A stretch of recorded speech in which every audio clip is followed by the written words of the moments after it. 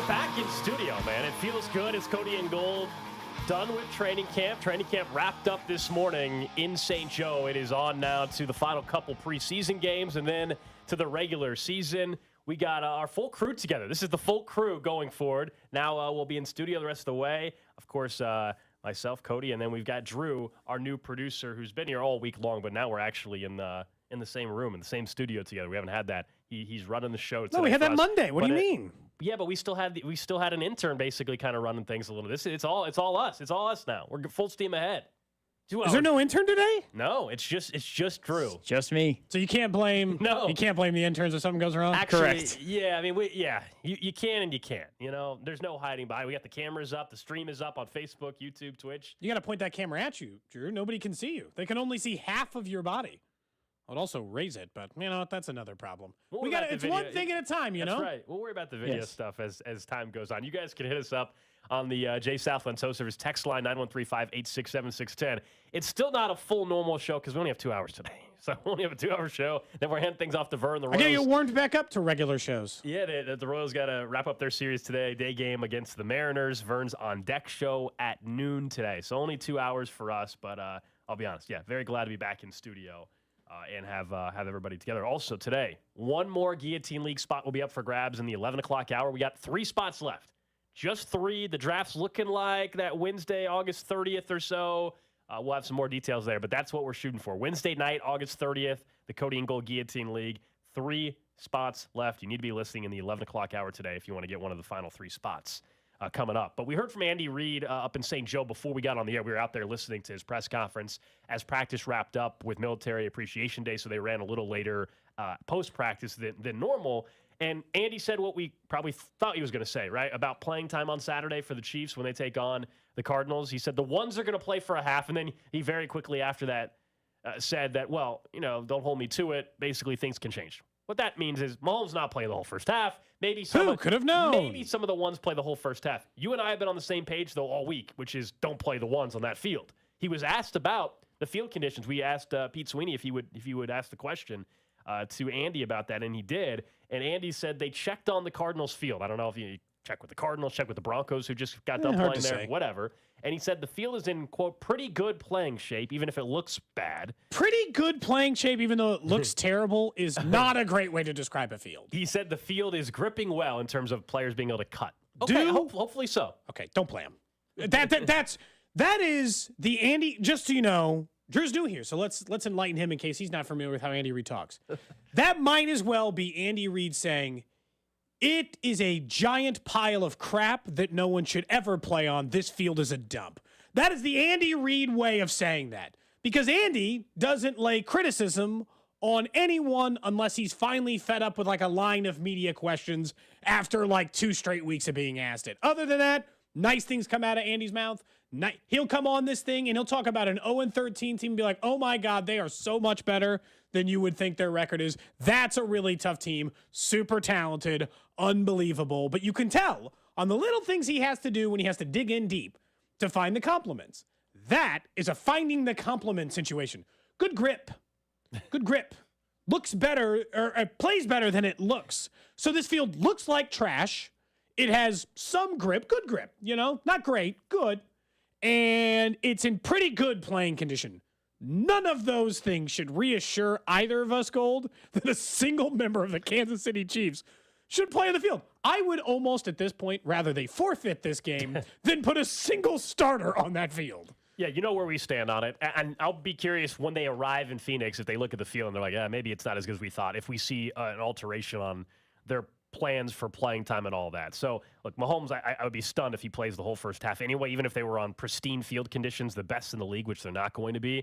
There will be some ones that end up playing the whole half. Maybe it's an offensive lineman, right? Maybe it's one of the wide receivers. Maybe it's whoever, right? Because technically the one at the running back spot for preseason is not Pacheco. So he could say, the one, it's Clyde or it's Prince or whatever. And so theoretically Clyde could play the entire first half. They don't really care. Let him play the whole first half. That's fine with me.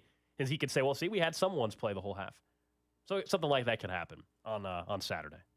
I'm telling you right now, I'm placing this blame on Andy Reid. If someone comes out of this game on Sunday night, or Saturday night? Saturday night. Saturday night, Somebody comes out of this game injured. We're going to take the airways on Monday. I'm going to be like, this is Andy's fault. He could have stopped this. This is up to him. The field is garbage. Multiple of your players have been hurt on it before. You played in a Super Bowl that was completely changed the game style for a game because of how bad the field was. And now it's a preseason game. You don't have to in any way play players in this. It is optional. Thinking of injuries, be very careful. Thinking of injuries, though, yesterday when we were up at practice, at the end of practice, a lot of the assistant coaches and including some front office personnel spoke, and we got a little bit of an update on where things are at with Kadarius Toney. We all know he's been out for multiple weeks now, had the knee surgery. A week and a half or so ago, Brett Veach made the comment that they think there's still a chance, and look, things, if all goes well, that Pacheco and Toney could play week 1. Listen to what Chiefs assistant general manager Mike Borgonzi had to say. He was asked about Toney, where things are at, and certainly they were going to be very cautious. We'll just see how he is health-wise. I mean, Rick will get with him and coach and kind of see where he is health-wise. We want to make sure he's 100%. We want to make sure he's there for the games, and we know what he brings to the table. It's his playmaking ability. So we're not going to rush it. I don't think we have any expectations right now. We're just going to take it day by day and see how he is. It's weird because they still have, for that scenario, 20-something days. And when you look at Kadarius Toney's injury history, and really anybody for a long 17-game season, and with the Chiefs, it ends up being 18, 19, or 20 in a lot of cases, there's no reason, unless you are truly 100%, to play week 1. I don't care if it's Toney. I don't care if it's L'Jarius Sneed, who's dealing with knee issues right now, Turk Ward, whoever. If you're not 100%, there is no reason to push it. As much as the season opener is hyped up and all that, there's no reason to push it. So 100% is the benchmark. That should be how you approach it. If he's not 100% week 2, Cody, the same thing should apply. So I think there's still a decent chance that he's not available week 1, but I still don't believe he's going to be out for 3 or 4 games or anything like that. But week 1, if he's not 100% and they got 20-something days to figure that out, then don't play him. Okay, so the season is about 3 weeks away. So we're closer to this, but we certainly don't have to send it in there. But 3 weeks is, we were talking about it was 5 weeks away. Very different conversation. We're still 3 weeks away, and the assistant general manager is telling you, well, when he's 100%, he'll play. I don't think he's playing week 1. I'm back there for sure. And if I think he's not playing week 1, I think it opens up the possibility of it being a couple of weeks because Andy is cautious with injuries. And you and I both agree that that should be the case. But if he misses a couple of weeks so that he can hopefully stay healthy the rest of the time, fine. Because especially with him, there is no way you can put him on the field until he feels nothing in the knee other than it feels like a normal knee now. Like, what choices do you have? Because if it is some version of that, I think that maybe we're having a different conversation. I think he's going to miss week 1. What's your guess right now? You have to guess right now. Someone forces you. Same rule we normally put on the show. Yeah. They give you $5,000. It is even money odds. You don't get any bet. It's just, will he play week 1? Free money, yes or no? Yeah, I'd put it on no right now. There's no reason to push it. And so I think you would have to lean in that direction. The guy just had knee surgery, even if there's some time. And 3 weeks is still a long time, by the way.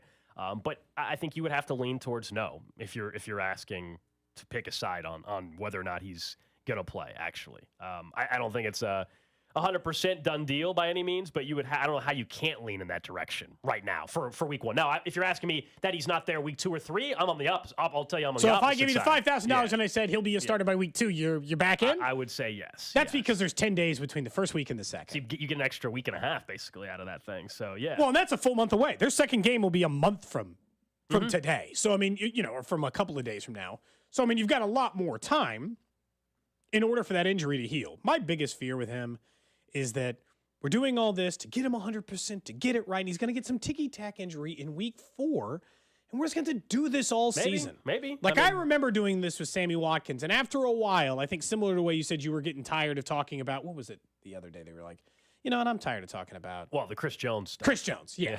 I'll be that way in week 6 with Kadarius Toney. I'm done talking about his injuries. He's either available this week or he's not. And the other wide receivers are now more important on this team because every week we are asking ourselves that question.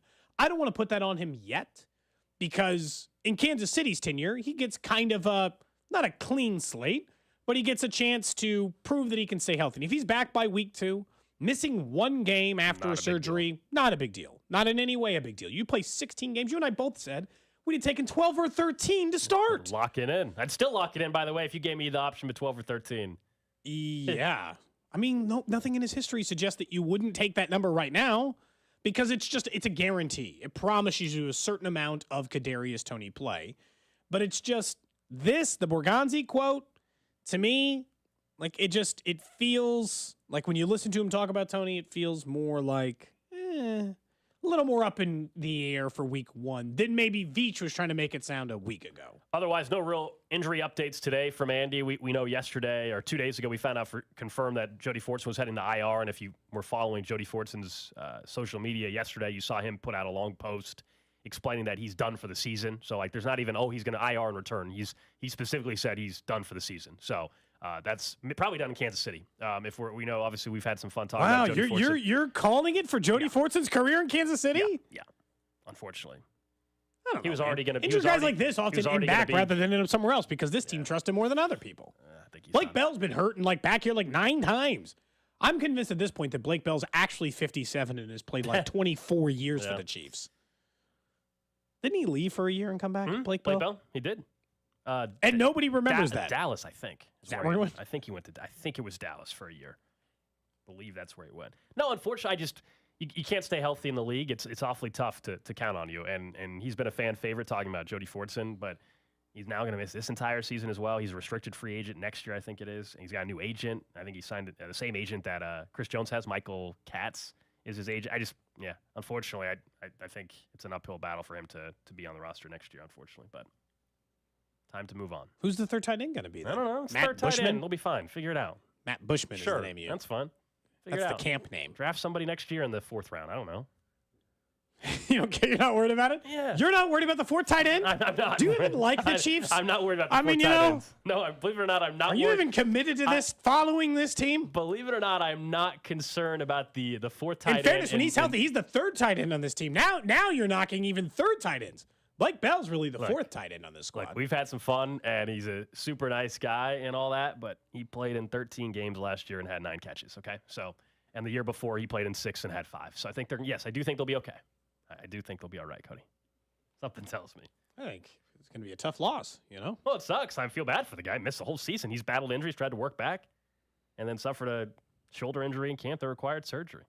All right, coming up in about 15 minutes or so, we'll get into the Royals a little bit more, Bobby Wood Jr., and the building blocks for franchises in baseball. We've had some examples of where it hasn't panned out with other franchises, but where does Bobby Wood Jr. fit in that puzzle, if you will? So we'll get to that in about 15 or so minutes. And thinking of the Royals, yesterday, Rob Manfred, the commissioner of Major League Baseball, was in Kansas City. There was an event, a private event that took place.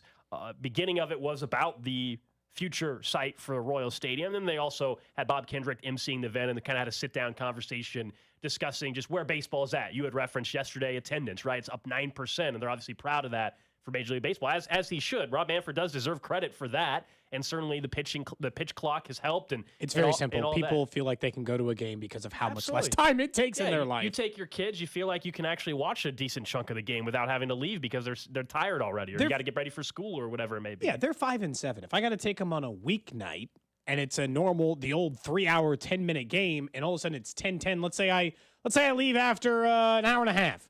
Would I catch 3 innings and I paid $25 to park and, $20 per ticket, and we got him a hot dog? It's like, I'm $250 deep and we got 3 innings into this game. Doesn't feel worth it. But when you get 7 innings into the game or something deeper, all of a sudden it starts to feel like it's a challenge. But anyway, go ahead. Yeah, so the bulk of the conversation at the beginning and the more interesting part had to do with the potential stadium sites, which we're still, a week or so away from finding out the renderings for both the Clay County site in North KC and the Jackson County, Missouri site in downtown Kansas City, that East Village location we've heard about. And one of the quotes from Rob Manfred at the event yesterday was, quote, "The fact that in Kansas City," he said, "there are 2 sites just of unbelievably high quality that are available for the building of a ballpark is a tremendous opportunity for this community." He said, forget for the Royals, for the community. That's one thing that he was quoted as saying yesterday after he did tour. Yesterday morning, he toured both sites. Now, obviously, it's just empty land right now. I bet he's seen those renderings. I'm sure. Has to have. Right? I bet he's seen both those renderings. I'm waiting. There were a lot of local leaders at this event. Now, that Mayor Quentin Lucas was out of town. He was at a different event, but I believe the mayor of North Kansas City was there. You had other members of, I believe, a member or two of Congress as well that were there. Just a lot of local leaders were involved. He went on to say, Rob Manfred did, I think both sides present the opportunity for entertainment district development around the ballpark. And he just went on to talk about the benefits he's seen in other cities, which is a much different tone, by the way, than what his visits have been in Milwaukee or in Oakland. Because when he's gone to Milwaukee or Oakland, it's been more of a threatening tone, like, hey, we, you need to do this if you want a much different tone based on the quotes we have seen. I think Fesco was actually at the event yesterday, but I'm just reading some quotes that came out from the actual event. And if you remember, we talked a couple days ago about, is Manfred the guy you want to hear from if you're fans? Well, this was a private event, and John Sherman back in July said what he thought the benefit of Rob Manfred actually being in Kansas City could do for the stadium project. I think what he can help communicate with both our public officials and leaders in our community is, how important these franchises are to a community, and also, the standards that you have to meet. We talked a lot about making sure that we are competitive with the other 29 teams in the league but in reality, if you own one of these franchises, you got to make sure that you're competitive with all forms of entertainment. Certainly the under 150, what I would call major league sports franchises, if you talk about the NBA and the NFL and hockey and soccer, but also people have lots of choices with what they do with their time and where they put their eyeballs. So you got to make sure you got a great product on the field, but also, that you're giving great fan experiences and entertainment options for your fans and community. So that was back in July, what John Sherman said about, hey, what does it mean to have Rob Manfred potentially come to Kansas City to talk about the stadium? And now that actually happened yesterday. Something else that Rob Manfred mentioned is that he said, hey, in markets like Kansas City, you need live gate revenue to be competitive, talking about the additional revenue aspects. We hear that a lot, right? When we talk about this stadium because that's project. added value anymore for teams, just so you know. Like, the attendance is actually the least important part of all of the revenue they bring in. That sounds crazy, but like the merchandise and all these other things are more important things for the way that these teams operate. I thought it was good. I thought it was a much better idea overall to come with a softer hand than he had, as you'd mentioned, in the previous two cities. The problem with the thing yesterday is what we mentioned is, does it really add anything to the conversation? I read all the quotes out of there, and it's just Manfred being like, hey, this is good for the city. This is great for the city. I still think they haven't decided that one tagline, right? Tagline, downtown stadium. And then give me like the 7-word sales pitch for why we should have it. Downtown baseball is cool. We talked about these things. Which one of these comes in there? I think they still need to kind of focus in on that. But I think what they're trying to do is soften the blow for whenever they choose the site. They don't want to put a tagline to it, because if you're like, downtown baseball is cool, that can't be your slogan if you end up in North Kansas City.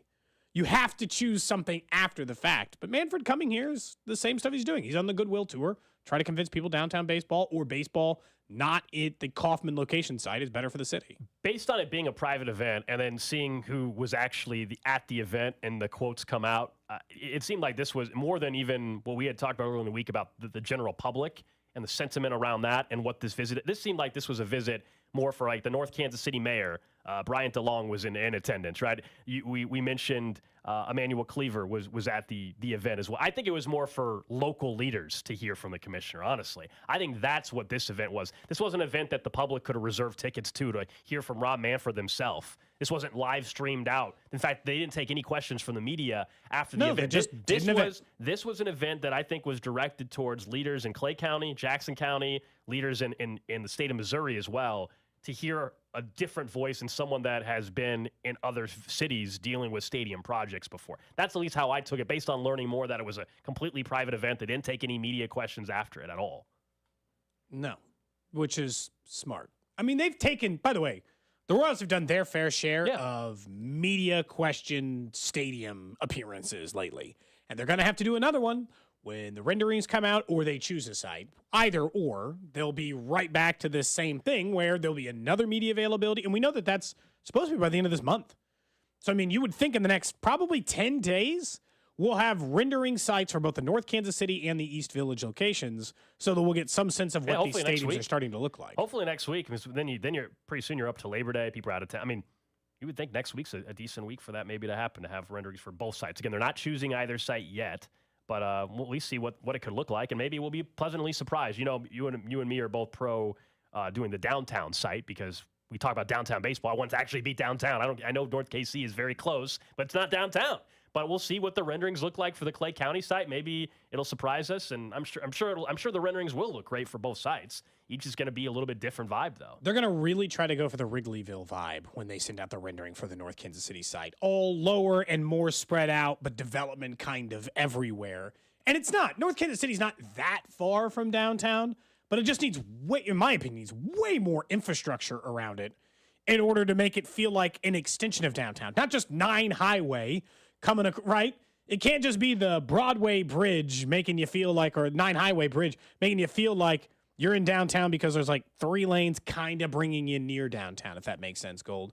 You've got to feel like there's more of an extension, more of a passway, and more development. Right now, there's been a lot of development in North Kansas City over the last 10 or 15 years, but there's still a lot of just like industrial parts of it, huge parts of that are just industrial parts of it and all this other stuff. And just in general, it feels like then we're not building up the downtown of Kansas City as much, which I still feel like is an area that could experience significant growth like when they point out San Diego. Is it just me that when you think professional sports, it seems downtown is more of like the appropriate spot to have? Baseball specifically, yes. Yeah, because I feel like if you put the stadium downtown, you know, you're closer to like the residential areas maybe of downtown, but you're within walking distance of everything essentially at that point. So you could go, and even if you don't go to the game, there's a spot, there's a bar, there's somewhere that you can hang out and still be close enough to the stadium where you feel that, you know, the excitement of a baseball game, if you will. North Kansas City is relatively walkable, but we all agree, at least on this show, and I don't know about you yet, Drew. Gold and I agree downtown's a better location. Downtown is the better spot for the stadium. There's plenty of reasons why I think North Kansas City would work, but I still think that they would rather be downtown.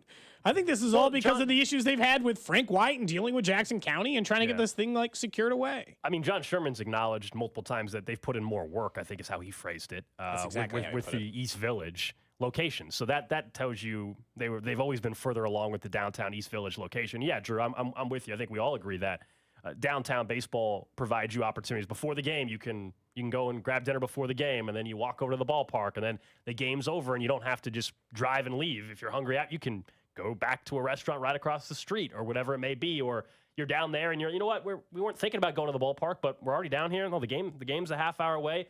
It's very easy for you to decide to just go. Whereas right now you have to plan it out and decide that you're going to drive all the way out to the Truman Sports Complex. You're not just going to be like, you know what? Let's just go out to the game tonight. Let's just walk over there. Now you have to drive it. There's a Taco Bell and a gas station across from the current sports complex, as we've discussed. What's funny is like now I'm more concerned about the Chiefs being like, we'd like $1 billion to do nothing. And you're like, nope, I don't want you just fixing concrete. I want like tangible improvements to the stadium experience. And I know like when I speak about those things, a lot of it isn't even for people like us. Gold, we'll go out to Arrowhead. We'll be annoyed, but we'll wait in an hour-and-a-half car line to exit the stadium with no plans to go anywhere after. The before plan is the barbecue, and they're not trying to get, to grill out, tailgate, the whole experience. And they're not trying to get rid of that, so they're like, do we really need to add things for people to do?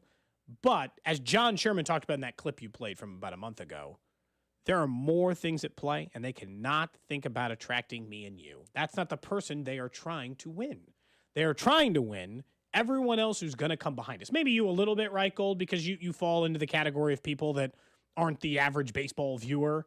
You are a little younger than the average baseball viewer, but they're trying to attract around our age and younger. They're trying to find ways to get people out there through a multitude of reasons. All right, coming up next, who matters more between a couple rookies on this Chiefs roster, plus the building blocks for MLB franchises, what history tells us about how the Royals should approach things with Bobby Witt Jr. Cody and Gold. The facts on this show are irrelevant. Brought to you by Gann Asphalt and Concrete. For asphalt, concrete, and parking lot maintenance, Gann Asphalt and Concrete. One contractor, all things parking lot. Trusted in Kansas City since 1994. Online at GANNasphalt.com. Any dog person knows the most valuable thing in the world is spending time with your pet. Whether they're a puppy or a senior dog, the Farmer's Dog makes it easy to keep them healthy, which can give you more quality years with them. The Farmer's Dog makes and delivers fresh, healthy dog food. It's recommended by vets, nutritionally balanced, and made from human-grade ingredients in safe, clean kitchens. Invest in your dog's health and live more healthy, happy, and full years together. Get 50% off your first box at thefarmersdog.com/dogdays. No one does happy hour like Twin Peaks. Whatever your preference, we have everything from tequila cocktails and an extensive bourbon category to top shelf spirits and cocktails served over ice balls. Local craft beers and handcrafted whiskey cocktails round out an adventurous drink menu, second to none. And don't forget about our 29-degree man-sized drafts. Our happy hour will have you coming back for more. Twin Peaks. Eats, drinks, scenic views. Put over $100,000 back in your pocket with the Freedom Loan, exclusive at Cap One Lending. You've heard us talk about the Freedom Loan for years. Here's how it works. It pays mostly principal first, eliminating thousands in interest and taking years off your mortgage, all without changing your spending habits. Call Cap One Lending at 816-905-1111 or apply at caponelending.com. Imagine paying your mortgage off in half the time with half the interest, all with no out-of-pocket closing cost. Whether you're purchasing, refinancing, or taking cash out, call Cap One Lending now and we'll have your loan approved in an hour and ready to close in 10 days. 816-905-1111, 905-1111, or apply at caponelending.com. Cap One Lending, making your dreams a reality is what we do. Cap One Lending, a Kansas licensed mortgage company, license number MC0026341, NMLS and Missouri license 2468614. Programs and rates subject to change without notice. Tailgates in Turkey?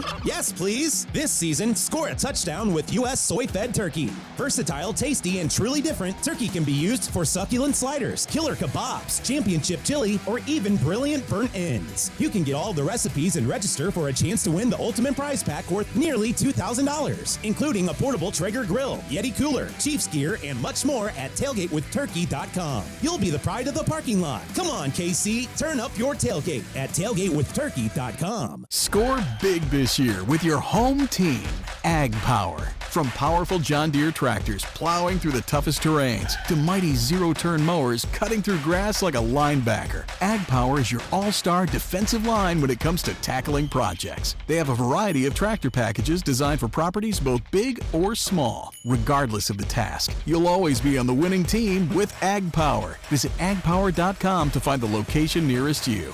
Welcome home, Missouri. The baseball season is heading into the backstretch. Get in on the action with FanDuel, America's #1 sportsbook. Right now, new customers get a no-sweat first bet up to $1,000. That's up to $1,000 back in bonus bets if your first bet doesn't win. Go to FanDuel.com/610Bob to join today. Don't miss your chance to get a no-sweat first bet up to $1,000 when you join FanDuel today. Just go to FanDuel.com/610Bob to sign up. FanDuel, official partner of Major League Baseball and 610 Sports Radio. Major League Baseball trademarks used with permission. 21 and present in Kansas. First online real money wager only. $10 deposit required. Refund issued as non-withdrawable bonus bets which expire in 7 days. Restrictions apply. See full terms at FanDuel.com/sportsbook. FanDuel is offering online sports wagering in Kansas under an agreement with Kansas Star Casino, LLC. Gambling problem? Getting help is your best bet. Call 1-800-522-4700 or visit ksgamblinghelp.com. For the ones who work hard to ensure their crew can always go the extra mile, and the ones who get in early so everyone can go home on time, there's Grainger, offering professional-grade supplies backed by product experts so you can quickly and easily find what you need. Plus, you can count on access to a committed team ready to go the extra mile for you. Call, click Grainger.com, or just stop by. Grainger, for the ones who get it done. Summer's heating things up, outside and on the grill. Whether you're smoking a brisket or grilling up veggies, Kingsford Original Charcoal delivers the consistent performance and smoky wood-fired flavor barbecuers crave. Kingsford Original lights faster and has a long burn time, giving you the ultimate grilling experience. So grab a bag of Kingsford Original Charcoal. Kingsford.com. Kingsford Original Charcoal lights faster and delivers consistent performance compared to nationally available charcoal in the USA. Can we make 10,000 thread count sheets? For Lens Linens, staying in the comfort zone is never an option. The maximum thread count we could possibly thread. An industrial seamstress would make their sweet dreams come true. I want it to feel like you're on a snowflake, on cotton candy, on marshmallows, on a cloud. Indeed can help them hire great people fast. I need Indeed. Indeed, you do. We instantly connect you with quality candidates whose resumes on Indeed match your job description. Visit Indeed.com/credit and get $75 towards your first sponsored job. Terms and conditions apply. If this were a Reese's TV ad, you'd be staring at a Reese's peanut butter cup. And sure, my voice is peanut buttery smooth, but still, you need to see the peanut butter cups, right? No? I can really just say Reese's and you'll go get some? Okay, Reese's. Reese's. Reese's. Really working, actually. Reese's. Reese's. I'm on to something. Reese's. Reese's. Reese's. The second half of the baseball season is here, and each game means a little bit more. We're talking pennant races and wild card chases, with each pitch bringing us closer to the playoffs. The free Odyssey app lets you listen to live play-by-play of your local team. So no matter what you're up to, you'll never have to miss another game. Download the free Odyssey app today and keep baseball close by all summer long. That's AUDACY. Odyssey. The 610 Sports Radio phone line is brought to you by Onder Law Injury Lawyers. Visit getjim.com. Chiefs coverage brought to you by Andy's Frozen Custard. Stop in now to enjoy the key lime pie concrete. Let me tell you about my good friend Andy from Andy's Frozen Custard. He's from Kansas City, never misses a game, and serves the world's finest frozen custard. Tailgate with a pick six, or grab a freshly made custom treat before or after a game. And tell him Mitch and Andy sent you.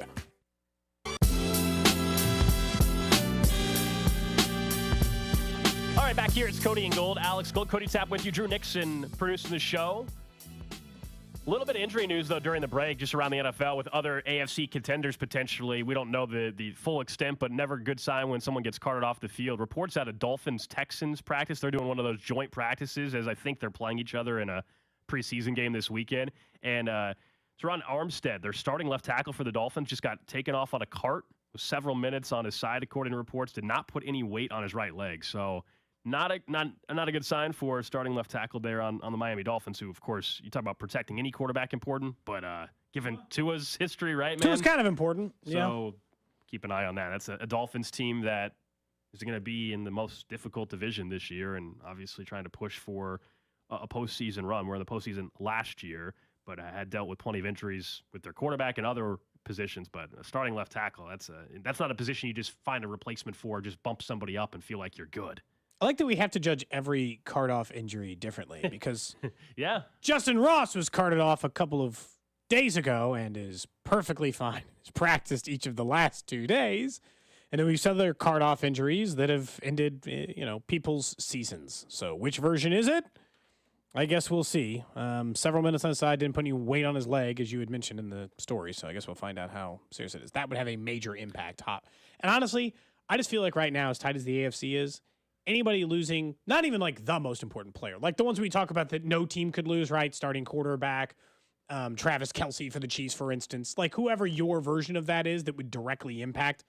But I mean, you lose like that second tier of they're an important player. The AFC, it just gets you washed out of the 7-team race, It wouldn't take much for like left tackle, you're screwed. Like, because that's like your 7th most important player, hypothetically, right? You'd rather lose, you don't want to lose Tua or Tyreek or Watt, some of these other players.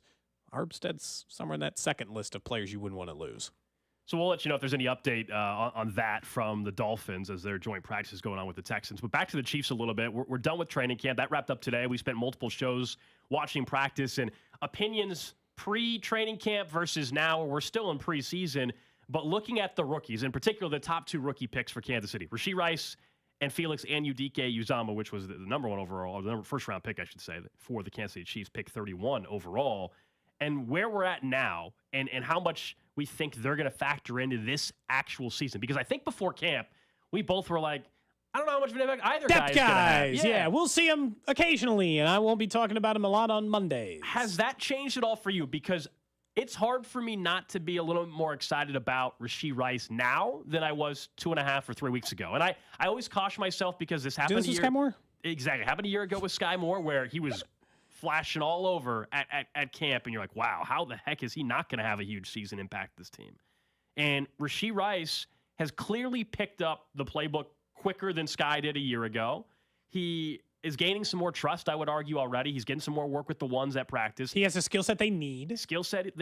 Made a nice contested catch at camp yesterday in the preseason game as well. It's something he did in college.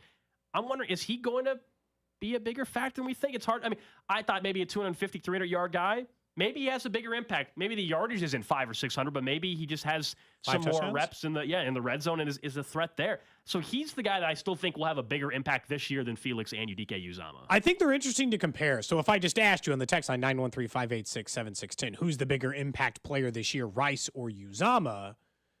They both have taken a meteoric rise, borderline, in the last week and a half. Uzama's coming off a really good preseason game. Rice is coming off of a good preseason game. And coaching staffs are starting to talk about both of these players way more. Joe Cullen yesterday, when all the assistant coaches were like, oh, no, he's made significant strides over the last few weeks now that he's healthy and we're seeing him more.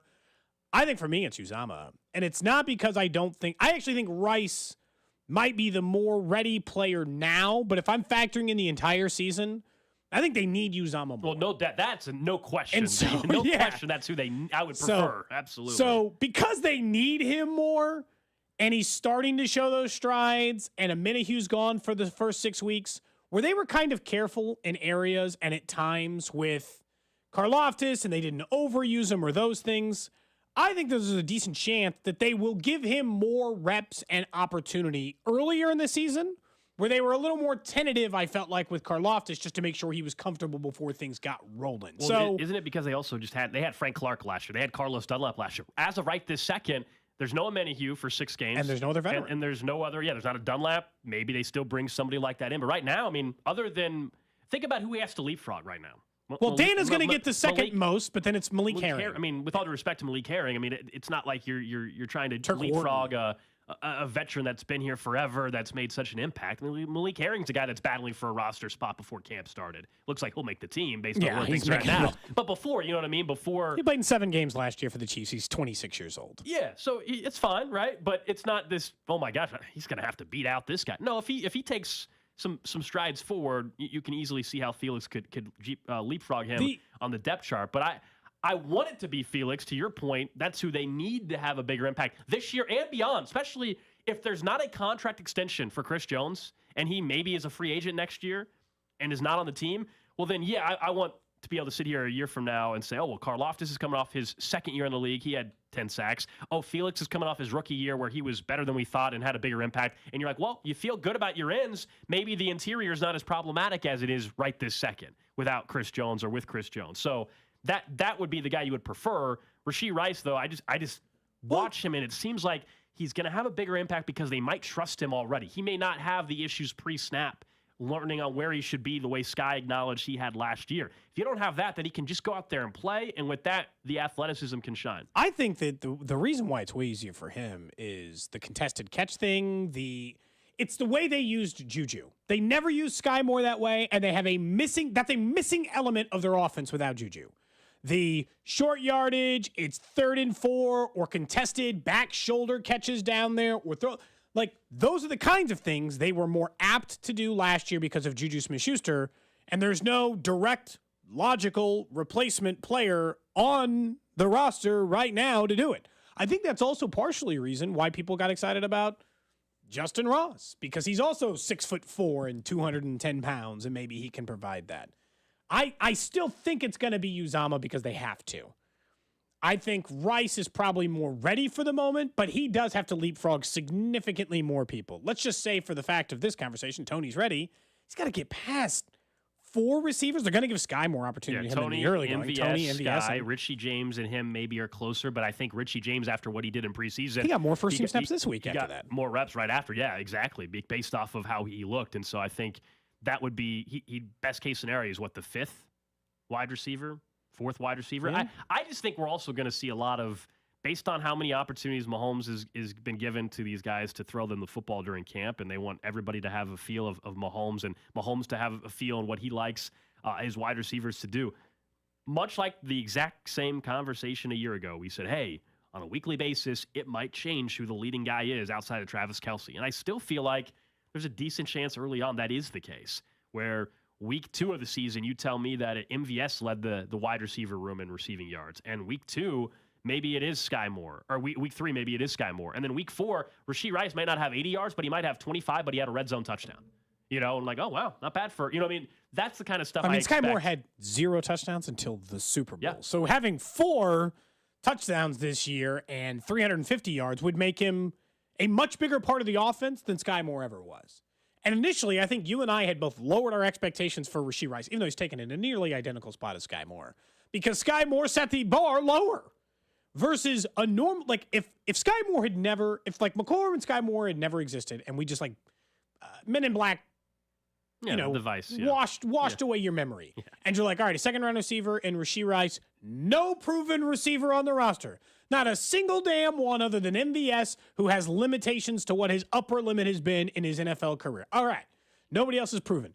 We'd be talking about 550 or 600 yards for Rashee Rice versus what we did before the season, which was lower those expectations down to 350, when more reasonably, especially now that what we've seen in training camp, is we should put back to the real expectations for him. He should be in the 500, 550-yard camp, the 3-4-5 touchdown camp, and put like a real second-round wide receiver expectation on him. Similar to that is what McCole Hardman produced. Yeah, the reason why I think we haven't done that, though, and I still won't put a $500 yardage marker on Rashee Rice this year, is because while you're correct that Sky was, I guess, somewhat similar last year, the difference for me is what we just said about the wide receiver room, how it's hard to find out who has priority over the other guy. It's still a deeper room. Now, is there proven guys and all that? No. Last year, you had another proven guy in Juju where you don't have that other guy to replace Juju proven-wise. But Richie James, having Richie James and having Rashee Rice and having Sky Moore as your 3-4-5, and then Justin Watson as your 4, 5, or 6, like, you're actually deeper, and you do have more competition to try to get there. Now, nobody has a stranglehold on the 3 spot or the 4 spot, so that's the benefit you have. But I would argue there's more bodies in the way, if you will. I'd say there's an equal amount. I mean, Tony was here last year. Well, Richie James replaced. Tony was mid-season acquisition, and so that's a little bit different. Sure, but I mean, Sky Moore would have been. I guess fine. Let's just call Tony and Juju a wash. Then I guess maybe it's one deeper. I get your point, but like to me, it just kind of depends on how you view when they viewed Tony. And there's going to be injuries, whether it's Tony's injuries or somebody else is going to get hurt. There's some other wide receivers going to miss a game this year. Spoiler. They're not going to. It's not only going to be Kadarius Toney that misses a game or two this year. Somebody else, hopefully not. Somebody else will miss a game or two in the wide receiver room. I can promise you. Why would you even put that out there? It happens. This is on year. you now. The first wide receiver every injury is year on you. for every team. There will be. I don't know who it's going to be. MVS will miss a game. Yeah, I'm not saying long term, but somebody else is going to have a hamstring injury that keeps him out for a game that's not named Kadarius Toney. It's likely to happen. Okay, so bad news. We have been very critical of the Angels over something, and now we're going to have to start looking ourselves in the mirror, and it's not going to feel good. Joe Reuter of Bleacher Report put out his list, ranking the 9 best players to build an entire Major League Baseball team around. Guess who's on the list? Bobby Witt I thought it was going to be Jordan Lyles Jr. Well, Shohei Ohtani's number 1, so just with a bullet. You might be shocked to find out that Shohei was number 1. The guy who is going to hit 50 home runs and pitch with a sub-3 ERA is going to win MVP. It's him first. Acuna Jr., Adley Rutschman, Juan Soto, Julio Rodriguez, Yuri Perez, and then sure enough on the list, Bobby Witt Jr. And honestly, I've been very critical of the Angels for the longest time because I'm like, how could you have a player this good and not win? And you could go back to Royals teams before. How could you have a player as good as Carlos Beltran and not win? Well, this is a look yourself in the mirror thing, because you and I were talking a little bit yesterday about the Bobby Witt Jr. extension. You're like, hey, if you think you can't get it done, do you have to have the uncomfortable conversation that means this? But here's the truth. If you can't build a winner around him, then you're not the right person to be in charge anyway. So, like, to me, the trade thing is not the tough conversation we need to have. It's that if you can't build a winner around a guy like Bobby Witt Jr., Joe Reuter, Bleacher Report, is right. Bobby Witt Jr. is one of the best young players in all of baseball to build a team around. So he's already here. Start building it around him. Everything you do needs to be with Bobby Witt Jr. at the center of this thing. I don't disagree. The reason why the Angels get more attention is because they have 2, but they're also in a big market, right? Yeah. That's the difference. They also have been able to, or should be able to, supplement their 2 stars, not only to pay them, but go and get more talent around. They're in Los Angeles, one of the biggest cities in this country, markets in this country.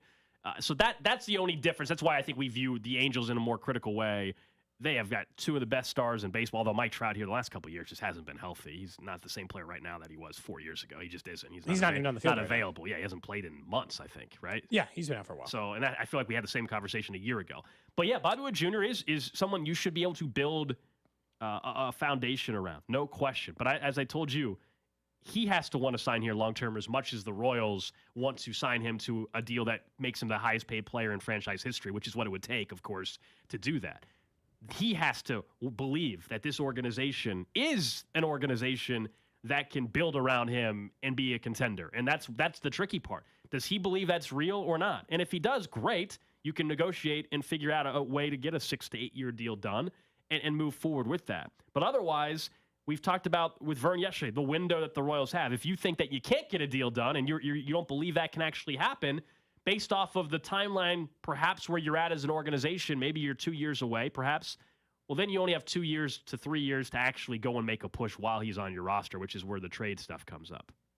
Do you think that, how much convincing do you think it takes the Royals organization to tell Bobby, hey, we want to build around you, but how do you prove it to him and not just say it? You know, is there anything? Spend money on pitching? Because I think you want to spend that money on the pitching to show that you're about it, but you also want to make sure that you're spending the money on the right guys, essentially. Because if you spend the money and you're still struggling, at that point you're not in a great place.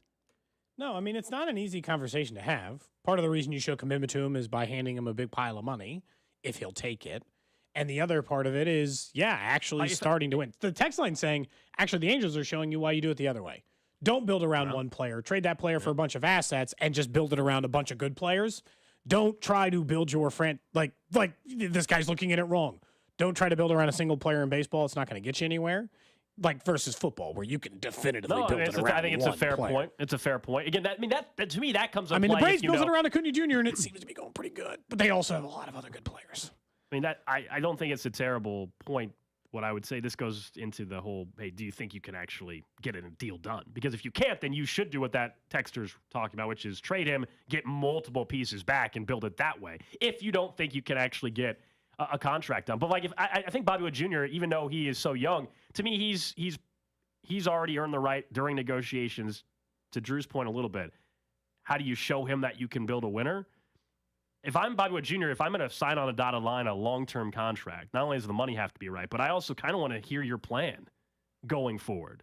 Like I would want to hear from J.J. Piccolo and John Sherman if I'm Bobby Wood Jr. and his agent. All right, what does this look like? How do you believe we can get to this? Okay, you got me, you got some other young talent. What are you going to do in the next offseason or two to where I can be part of this team, but also know that you guys are going to continue to commit financially? I would definitely include him in the conversation. That has to exist if I'm Bobby Wood Jr. I would definitely include him. I mean, this is the same as Patrick Mahomes, man. From a talent perspective, you might as well clue him in to kind of what your plans are, because he's going to want to feel a part of this process because he's way too damn competitive to not care about winning too. All right, let's get to it. The trash of the day. Trash of the day. All right, we've all flown on airplanes out of the new KCI. Maybe Drew hasn't probably been to the new KCI yet. You drove, you moved here, obviously. How's the airport in Indy, by the way? Never been. Very good. Very good. We got a brand new airport. For a while, it was embarrassing, Drew. Our airport that we had up until, 4 months ago, was awful. It was one of the worst airports in the country. Now, one of the nicest airports in the country. It's phenomenal. I flew out for the first time about a month or so ago. Did you walk around a little bit? I did. I took my time. I grabbed some dinner. It was great. It's a beautiful airport. We're very proud of it now. But I bring this up because we go to a story that I hope none of us actually have to deal with on a flight. We've all seen someone that maybe has taken their shoes off and just had their socks and sitting there, which is still a no-no. Shouldn't do it. This story was a thread on Reddit, actually, where a passenger caused major outrage and issues on a plane. They put their bare foot on the armrest for the entire 3-hour flight. So you look back, and there's just a foot. No sock, no shoe, just a foot. What do you do in this scenario? Obviously, this is an absolute no. What the hell are you doing? You don't do this. Are you immediately being confrontational and telling the person, hey, can you put your foot down? Or are you just pushing the button and having the stewardess or whatever? I think I would try to resolve it between the two of us first. This goes back to the tree thing. I think confront your person first. I think that this is one of the most point-blank conversations ever. Like, you must know this is unacceptable. this is my armrest, and your bare foot cannot be here. If it is still a problem for that individual, then we are definitely getting the stewardess involved in some capacity, right? We're getting the flight attendant involved in some capacity in this, because I'm not even kidding you when I tell you I'd rather sit next to a convicted murderer on a plane than that guy. A bare foot? Gold, you know that this is unacceptable. This is not a choice. Isn't there like a rule on the plane that you can't do this or something? Or are you allowed to put your bare feet on somebody else's armrest and they're not going to try to police them? You don't have any right to do that. Are you kidding me? I feel like that's it doesn't need to be even a rule. It just is, common knowledge that you don't do that. You would think that, but I mean, even this, just write it in the rules. You know what? You can't have your bare feet on other people's stuff.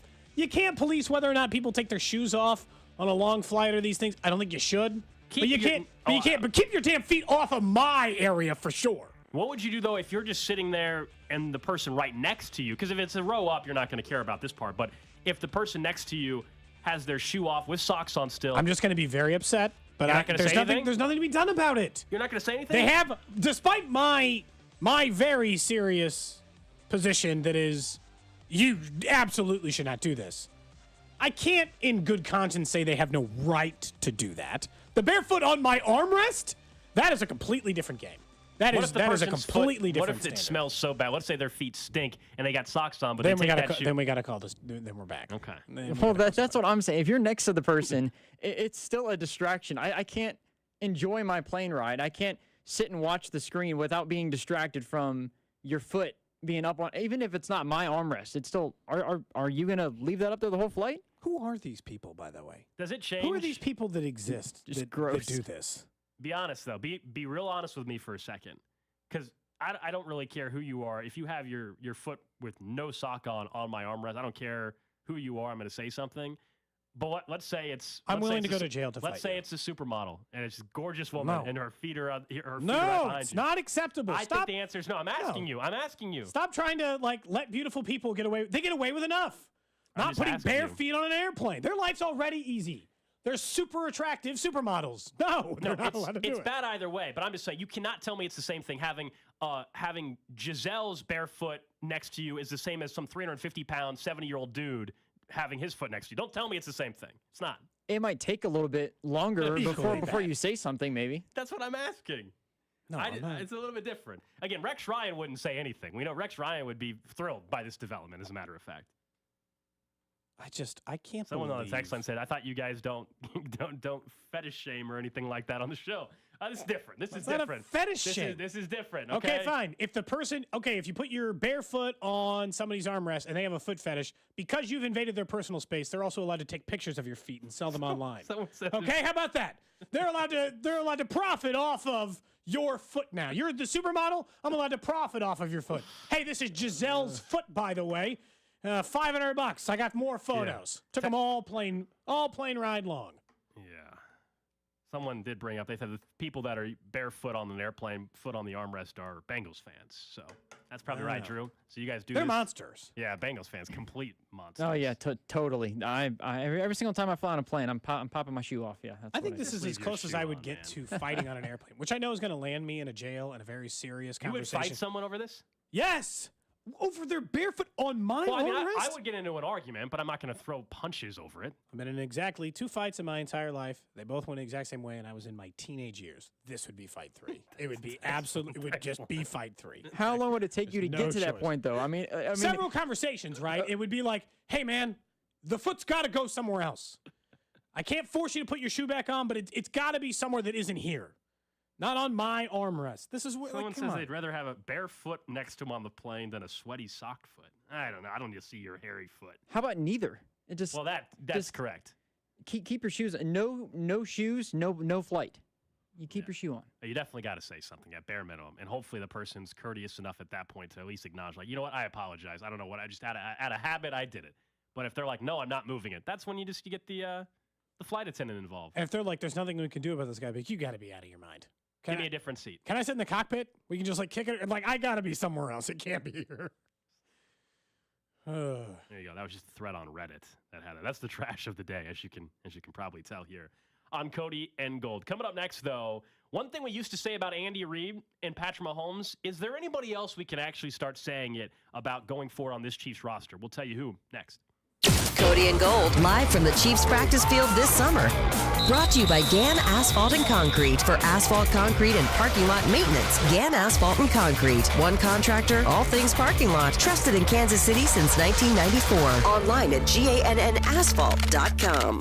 The other day, I had one of those Facebook memories pop up, the photos. In this case, it was about 5.5 years ago. It was a photo of me and some friends, and sure enough, I was wearing glasses because that was typically the case for me. Glasses, sometimes I throw in contacts if I was going out on the weekend or whatever it may be. Now I don't need contacts. Now I don't need glasses. I've been telling you guys about that because I went in for a free consultation to DuraVision. I was skeptical. I didn't know if I was eligible for LASIK. I didn't know if I was going to actually go through with the process. But Dr. Lindquist and the staff put my mind at ease, so much so that I felt so comfortable just a couple days later to go in for my procedure. Spent about 16 seconds or so on each eye, and I was right back at work the very next day. I did some eye drops for a couple weeks, and now sometimes I forget that I even had the procedure. That's how just normal it feels to wake up and see with my eyes only. No contacts. No glasses needed. So take advantage of the end of summer LASIK savings event where you can save up to $1,000 on LASIK, and it's only for a limited time. 913-491-3330 or online at DuraVision.com. The health of your home starts at the foundation. Here's James and Josiah of American Topsoil. A wet basement can be a nightmare for homeowners. Prevent it by adding topsoil around your foundation. If poor drainage is ignored or left unchecked, this can allow water to flow inward toward your foundation, potentially causing dangerous cracks and leaks. Guys, the message is adding topsoil now can prevent big foundation problems. That's right. So protect your home and give yourself peace of mind with this easy solution. You can be confident knowing you'll only pay for the amount of soil you actually need. Call us at American Topsoil, 913-888-SOIL. American Topsoil, 30 years and 4 generations of great topsoil for landscaping, gardening, and foundation preservation. With locations in Olathe and KC Mo. Nutrient-rich organic topsoil delivered with their power wheelbarrow service right where you need it. Call 913-888-SOIL or online at AmericanTopsoil.com. Great topsoil, great service. American Topsoil.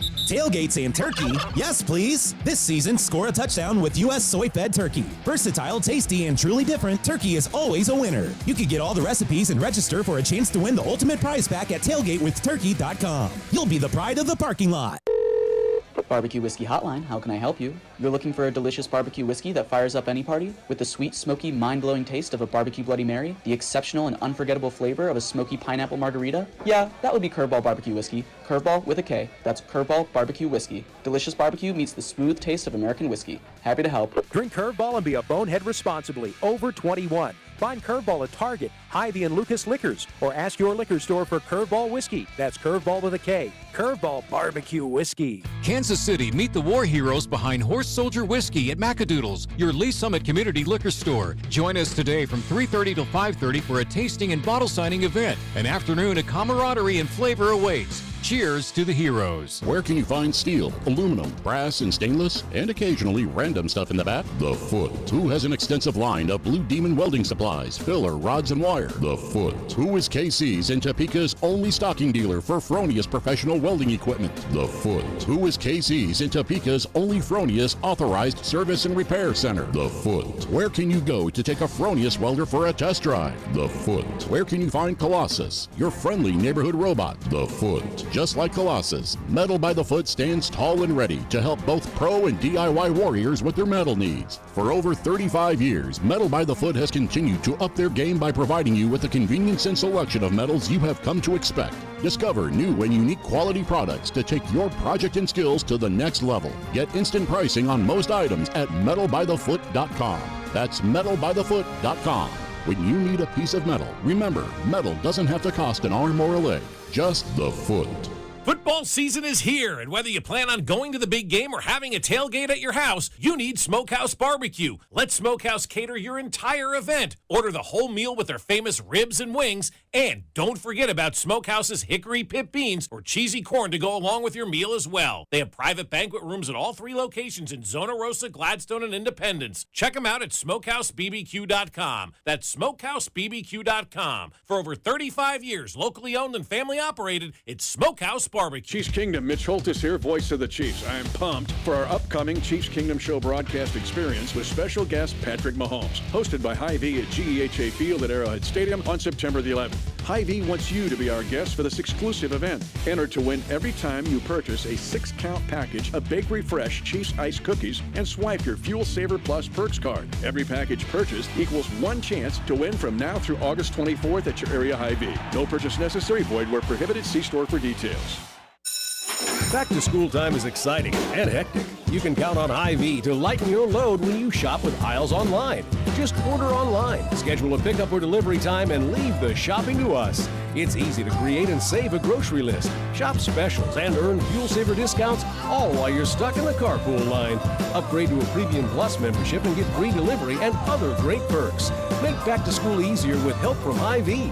Download the Aisles Online app or visit Hy-Vee.com today. Hi, I'm Henry Winkler. My eyes are very important to me. My eyes connect me with things I love. I loved my late father-in-law dearly. He always lit up a room, but his vision dimmed with age. He had age-related macular degeneration, or AMD. And since partnering with Apellis, I've learned there's an advanced form of the disease called geographic atrophy, or GA. His struggle with vision loss made me want to help others know about GA's warning signs. For some, straight lines seem wavy, like when looking at a door frame. For others, blurry or missing spots can make it hard to read or see loved ones' faces. Many have trouble seeing in low light, making driving at night difficult. GA gets worse over time and cannot be reversed. If you've been diagnosed with AMD and notice vision changes, don't wait. Talk to your eye doctor about GA today. Learn more at GAWon'tWait.com. That's GAWon'tWait.com. You're listening to 610 Sports Radio from the Max Motor Studios. Real-time updates from the practice field, exclusive player interviews, live press conferences, and snow codes. As Cody and Gold broadcast live from St. Joe at Chiefs Training Camp on your official broadcast partner of the Chiefs, 610 Sports Radio. KCSP Kansas City, WDAF HD2 Liberty, always live on the free Odyssey app.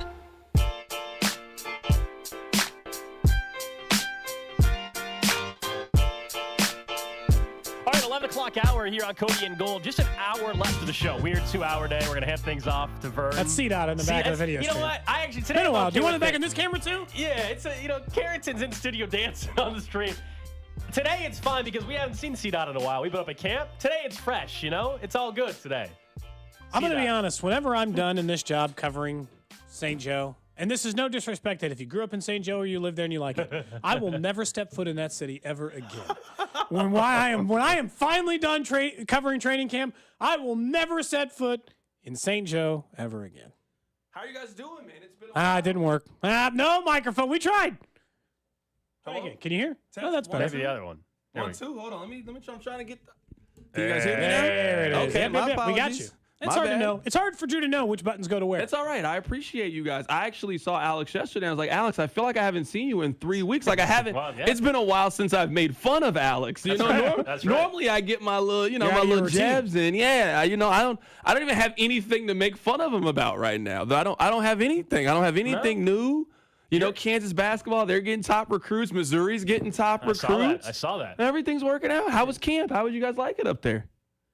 It's always fun the first couple days. Football's You didn't back. like it. That's all you got to say. I can tell by the way you hesitated. Definitely glad to be back in studio. Because after a while, so many practices, they're all very similar. It's one thing for fans to go up for a practice. I get it.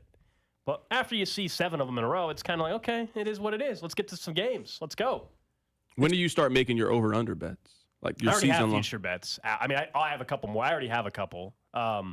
Chiefs-specific ones, I actually don't have that many this year for the Chiefs specifically. I have more on the NFL-wise. Cardinals' worst record. I got a bet out there already, plus 225. I got Rodgers and Hurts are my 2 MVP bets this year. So those are, to answer your question, I got some futures. Yeah, I'm planning on starting to do mine here in the next couple of weeks. I love the Isaiah Pacheco over. I can't believe We his talked about over. that 2 weeks ago. It doesn't make any sense why it's so low. It It doesn't. It just.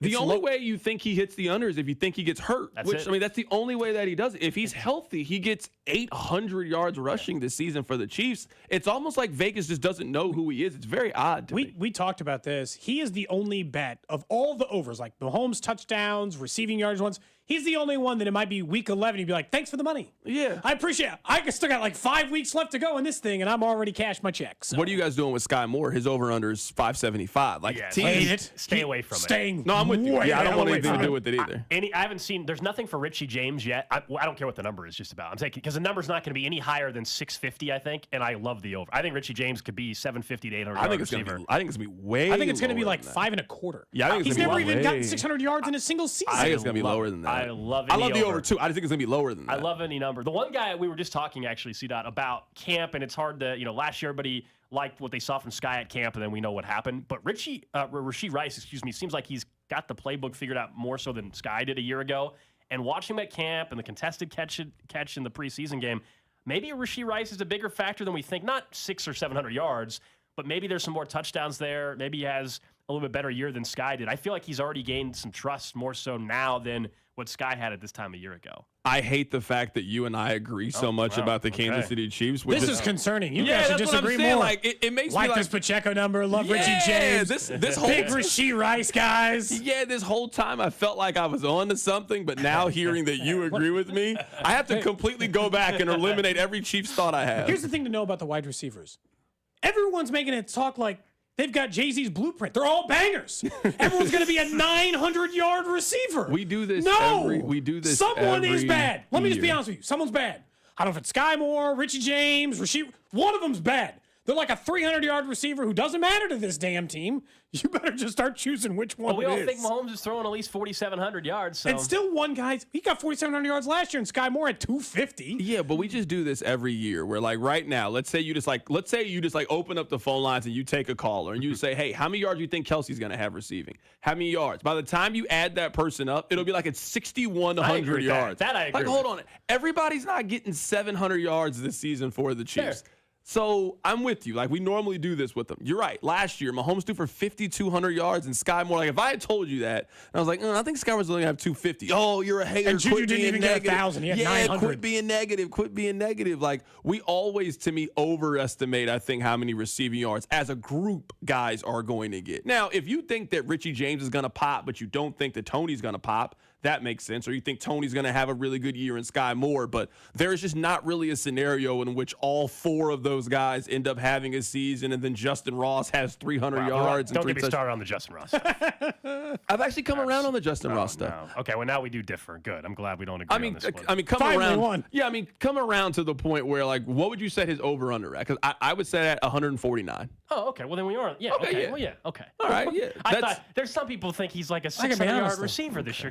Get the hell out of here. This is a He's lot of gonna- conversation. They've for been drug 140. tested? He's going to barely make the roster, okay? And it's not even a talent question. It's just like, how the hell is he getting enough snaps? He's going to have like a $185 and 2 or 3 touchdowns this year in a really good case scenario here. No, you and I feel bad. I don't know why you and I agree so much when it comes to the Chiefs. I'm not trying hard enough to be Buzz Killington. So I need to go back. I need to do some more research, and I need to figure out a way to be Buzz Killington. There you go. Find a receiver you hate and just start being like, that guy doesn't have it this year. Yeah, okay. I'm going to work on it. You know what? I'm going to come back tomorrow around the same time because you guys get off at the exact same time, and I'm going to give you all my hot negative Chiefs takes tomorrow. That's what I plan on doing. All right. I just chose a random Chiefs here, by the way, 149 yards. I'm like, I can't believe we spent this much time. You know who had 149 yards in 2007?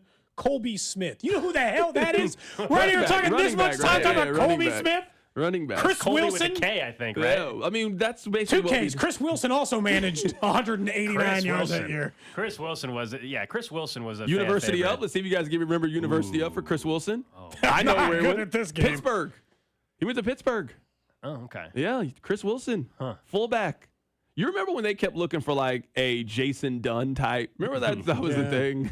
Yes. What actually is really funny to me about Chiefs fans Brad is Cottam. we spent like 7 years trying to find tight end number 2, and then they actually found tight end number 2, and no one cares. They have their tight end number 2. It's Noah Gray. Noah Gray is exactly what you thought Noah Gray was going to be when they drafted him. That's who he turned out to be. Yeah, and Everyone got mad at me because there was like I can't remember the name now. One tight end in the draft who's like 6'7" and runs a 4.40. They're like, Darnell. Or, he's Darnell Watt. He's like Pittsburgh or whatever. We've never seen anyone like him. And then I pulled up Leonard Pope's numbers at the combine in size, and people didn't like that so much.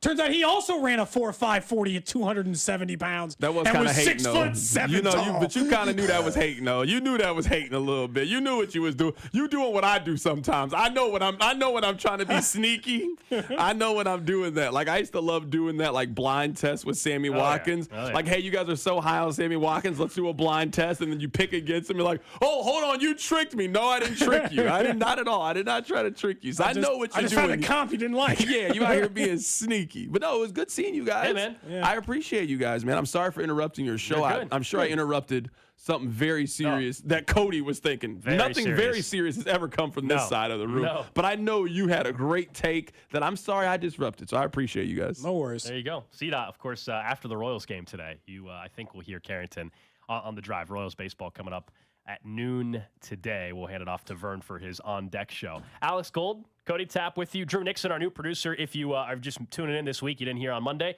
Drew is moved here from Indianapolis. He is our new producer going forward. What's the Twitter handle again? People were asking, and I don't remember because it's spelled weird, man. Yeah, it is. So it's at DEEREWNIX. Okay, let's have our first show intervention. You're not familiar with this, but we've changed it. We used to occasionally on the show, just occasionally, like once a month, we have interventions for people who have a problem on this show, and we try to help them with their problems. Change the handle. It's too complicated. There's too many letters. None of them make sense with your name. As soon as I said it on Monday, I was like, after saying it, I was like, this is too complicated. It is. It looks like mine is it's like Cody B Tapp. So I mean, there's a B in there, but the Cody Tapp. We try to get that jerk on the line. We can't get him to move. We can't get him to move off of the handle. Yours is Alex Gold. And like Drew's is like it's like Dear W Nix or something. It's so growing up, some of my friends called me D-Roo, so that's where that came from. And then but okay, I will change. I'll see. Let's see if D-Nix 610. This reminds me. Well, I can't. You don't have to add good. the 610 to it. I advise against that. Actually, don't do All right, that. yeah, You don't let's want to not do tie it. yourself to a station. You don't want to do that. We'll find something. But I think you easier. got to change it. Okay. I think it's time. You do whatever you want, man. But we're just telling you. I think it might be a good thing. It's easier for everybody to wait. What did he say? Yeah, not have to say it over and over again. Because I'm just gonna keep saying his Twitter handle's like Dear W Nix or something is what I'm gonna keep saying. We will have an update tomorrow. Okay. There'll be an update tomorrow. Give him a follow. We're gonna give you a chance at a Guillotine League spot. I'll be honest, your chances of getting a Guillotine League spot go up if you follow Drew. Oh wow. Okay. Sweet. We're gonna check Let's do it. Yep. Well, right now he's at 538. We got to get him to 1,000 followers. This is ridiculous. So we'll get him to 1,000 followers at some point over the next couple weeks. At DEEREW Nix on Twitter is his handle. It will be changed. I haven't checked my following in a long time. Ever since like the app is just in a weird spot, I was like, okay, whatever it's gonna be, it is.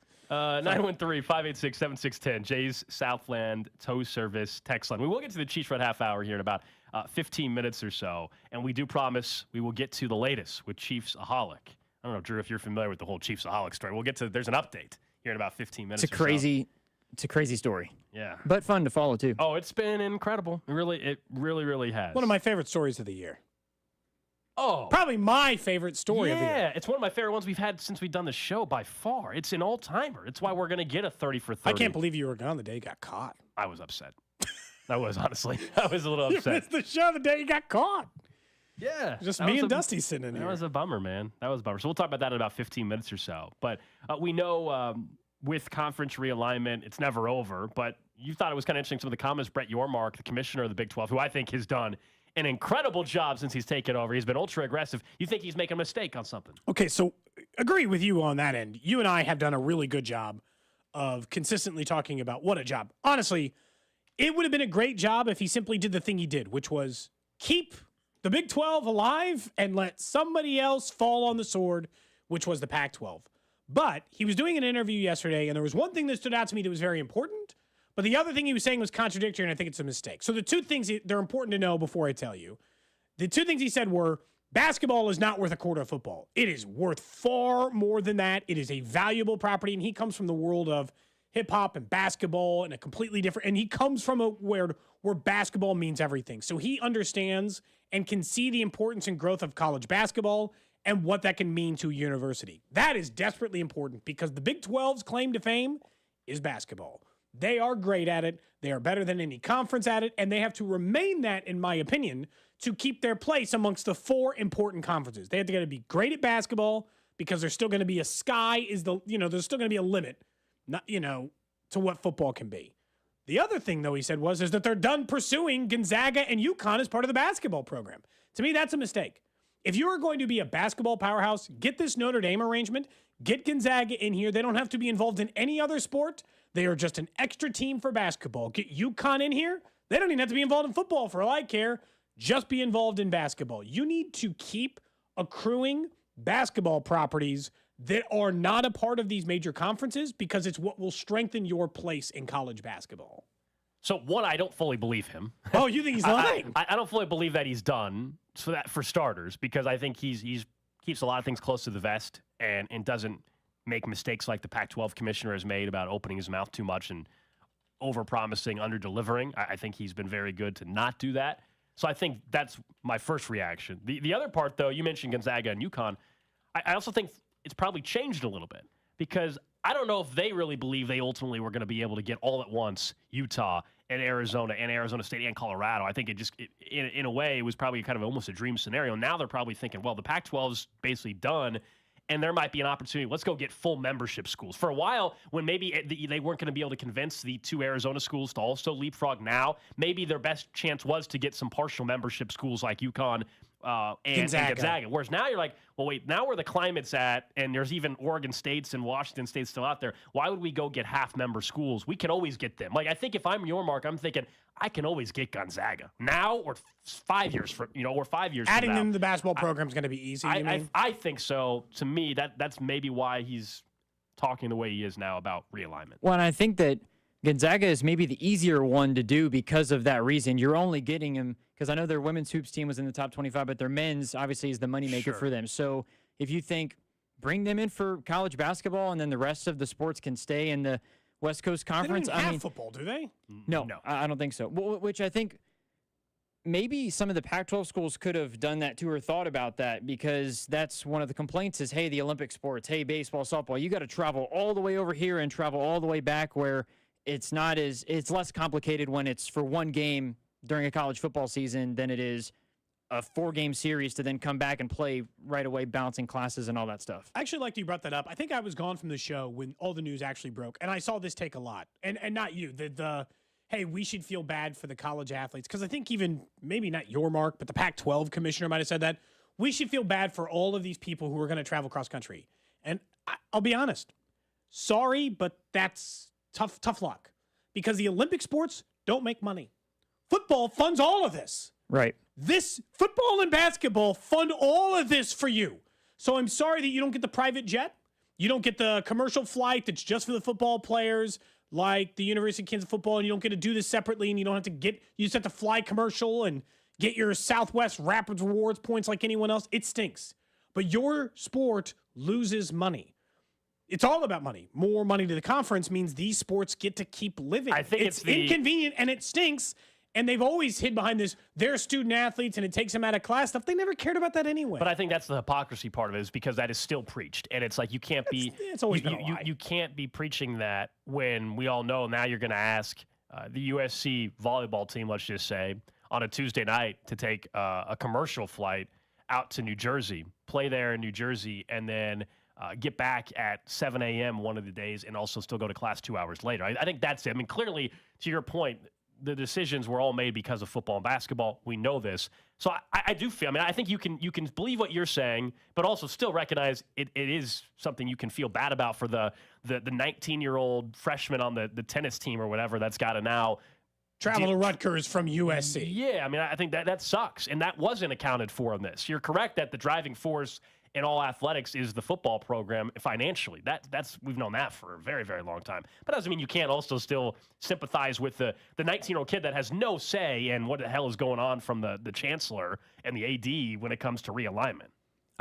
I feel like Cody is I think you're right, Cody, in terms of the aspect of this and where it comes from. And also, you look at how the NCAA, they've always been student athletes, and yet it took all the way until now, or the last couple of years, for them to get any sort of recognition. So this whole time, what are you paying them? They were free labor forever. Have you really been caring about the athletes? You know, that question can be brought up, whether it be now or whether it be 1995 or whatever. No, they didn't. Quick tip. NCAA does not, and the universities do not care about student athletes. This is all, like, they can say that all they want. It is just simply not realistic. All right, Cody and Gold Guillotine League. We're going to do the draft on Wednesday, August the 30th. The evening of that, we've got 3 spots left. We're going to give you a chance at one of the final spots right now, 913-586-7610. You need to be following Drew on Twitter. That's his first spot right here. You need to be following Drew on Twitter. I already forgot his handle. At Dear W. Nix, I think. DEEREW Nix? Should I change it like right now? No, don't do it right this second. Not now. You gotta let people follow you. We'll fix it tomorrow. You need to follow our new producer, Drew, on Twitter. You also need to text in your name and email address to 913-586-7610 with your Twitter handle, okay? I want to see your Twitter handle. We can verify that you're following Drew on Twitter. If you don't have Twitter, it's okay. There'll be another 2 opportunities to get a spot over the next couple of days in the next week. But that's how you can do it. 913-586-7610. Name, email address, Twitter handle, and follow our new producer, Drew, on Twitter. Easy enough. So earlier we talked about Andy Reid's press conference. Yeah. And look, he tells some truths and some lies in these things. We've discussed why that is part of his job. Like he said, they're going to play a half. Okay, that's a lie. Well, he even acknowledged right in his answer, right? He basically was like, don't hold me to it. He already was saying that. Yeah, he knows. That's just the sentence he has decided to utter across the board. Or when he says like a defense is really good, even though they're ranked like 31st in the NFL, right? Those things. You happen to catch an interview with Andy Reid from another station in which it sounds like maybe you caught him in something else? Yeah, so he was on back in his, familiar stomping grounds of Philadelphia. And one of his former teammates, or not teammates, former players, I should say, Hugh Douglas, now hosts middays, actually on one of our sister stations. I think it's WIP there in Philly. And he said that if he weren't a coach, he'd want to be Hugh Douglas's radio partner. He'd want to do radio. He was a media major. Was he? Mm-hmm. I did not know that. Yeah, he was. He said, quote, "I'd probably ask you for a job so I could hang out with you, man." Reid said to Douglas, who played for Reid for 5 seasons. "I'd come try to take Joe's spot." And Joe is his co-host already now in middays there. I think he's just trying to be affable because obviously he is, but Andy also hates the media. It's hilarious. Like, out of all things, that's the last thing I think he would do. Do you think Andy hates the media? I think he hates that part. I don't think he hates the media. I think he hates that part of his job. I think he wishes his job was to coach football in a vacuum in which the media obligation part of it just didn't exist. Like almost like a high school football coach, right? You wouldn't have to talk to anybody or do anything. You got to or when you were an assistant coach, I think he likes the pure part of coaching football, not I have to sit in front of this room 3 times a week. The thing I will never understand, and I think baseball managers should make I think baseball players should make a bigger deal about it. Baseball managers talk 5 times the amount of NFL coaches, right? Is that about the ratio? Baseball managers talk twice a day. Yeah. 162 times. They talk every day at spring training for another 40 days, not to include any other, weekly with Bob and Josh or the million other things. Do you think Andy really would like radio? I don't think he would. No, of course not. I just don't think it's the case. You seem focused. Are you looking? Are you checking people? I am. And text line said, "Hey, one of us needs to tweet at Drew so they know they don't follow him, but they follow us so they can easily." Okay. So I just did that. We'll find you one, Drew. Don't worry. We'll pick someone. He's gained followers. Operation Get Drew More Followers is working. It's also how you qualify for a Guillotine League spot.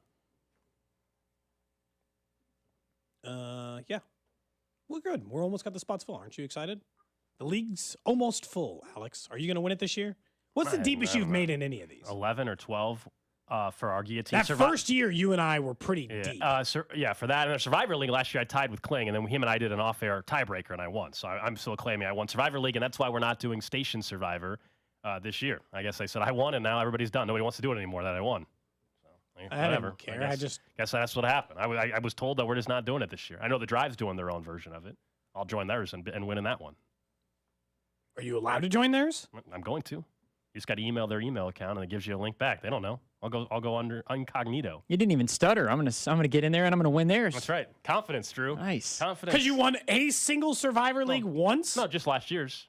The one here. Have you won any? Survivor Leagues? Yeah. No, but I don't think I'd be bragging about the one with 11 people in it.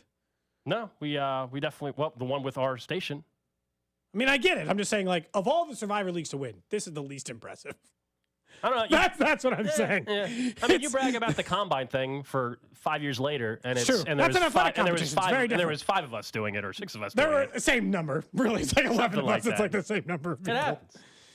You know? Okay, we'll figure out the winner. 913-586-7610. All right, let's get to the Chiefs Red Half Hour. We'll get back into what Andy had to say about how he's going to approach Saturday's preseason game, plus what Assistant General Manager Mike Borgonzi said about Kadarius Toney's status for Week 1.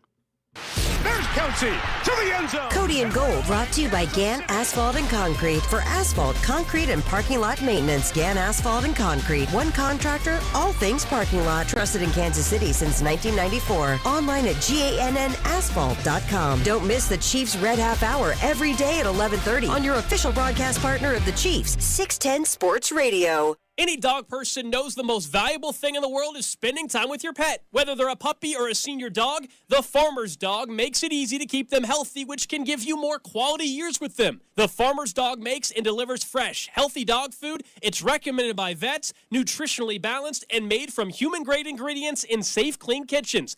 Invest in your dog's health and live more healthy, happy, and full years together. Get 50% off your first box at thefarmersdog.com/dogday. Tailgates in Turkey? Yes, please. This season, score a touchdown with U.S. soy-fed turkey. Versatile, tasty, and truly different, turkey can be used for succulent sliders, killer kebabs, championship chili, or even brilliant burnt ends. You can get all the recipes and register for a chance to win the ultimate prize pack worth nearly $2,000, including a portable Traeger grill, Yeti cooler, Chiefs gear, and much more at tailgatewithturkey.com. You'll be the pride of the parking lot. Come on, KC, turn up your tailgate at tailgatewithturkey.com.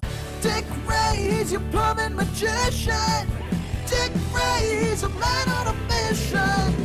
When your pipes are leaking, your bathroom's flooding, and you're feeling kind of blue, there's a master plumber who knows just what to do. He's there for you, and he'll do it all with skill and precision.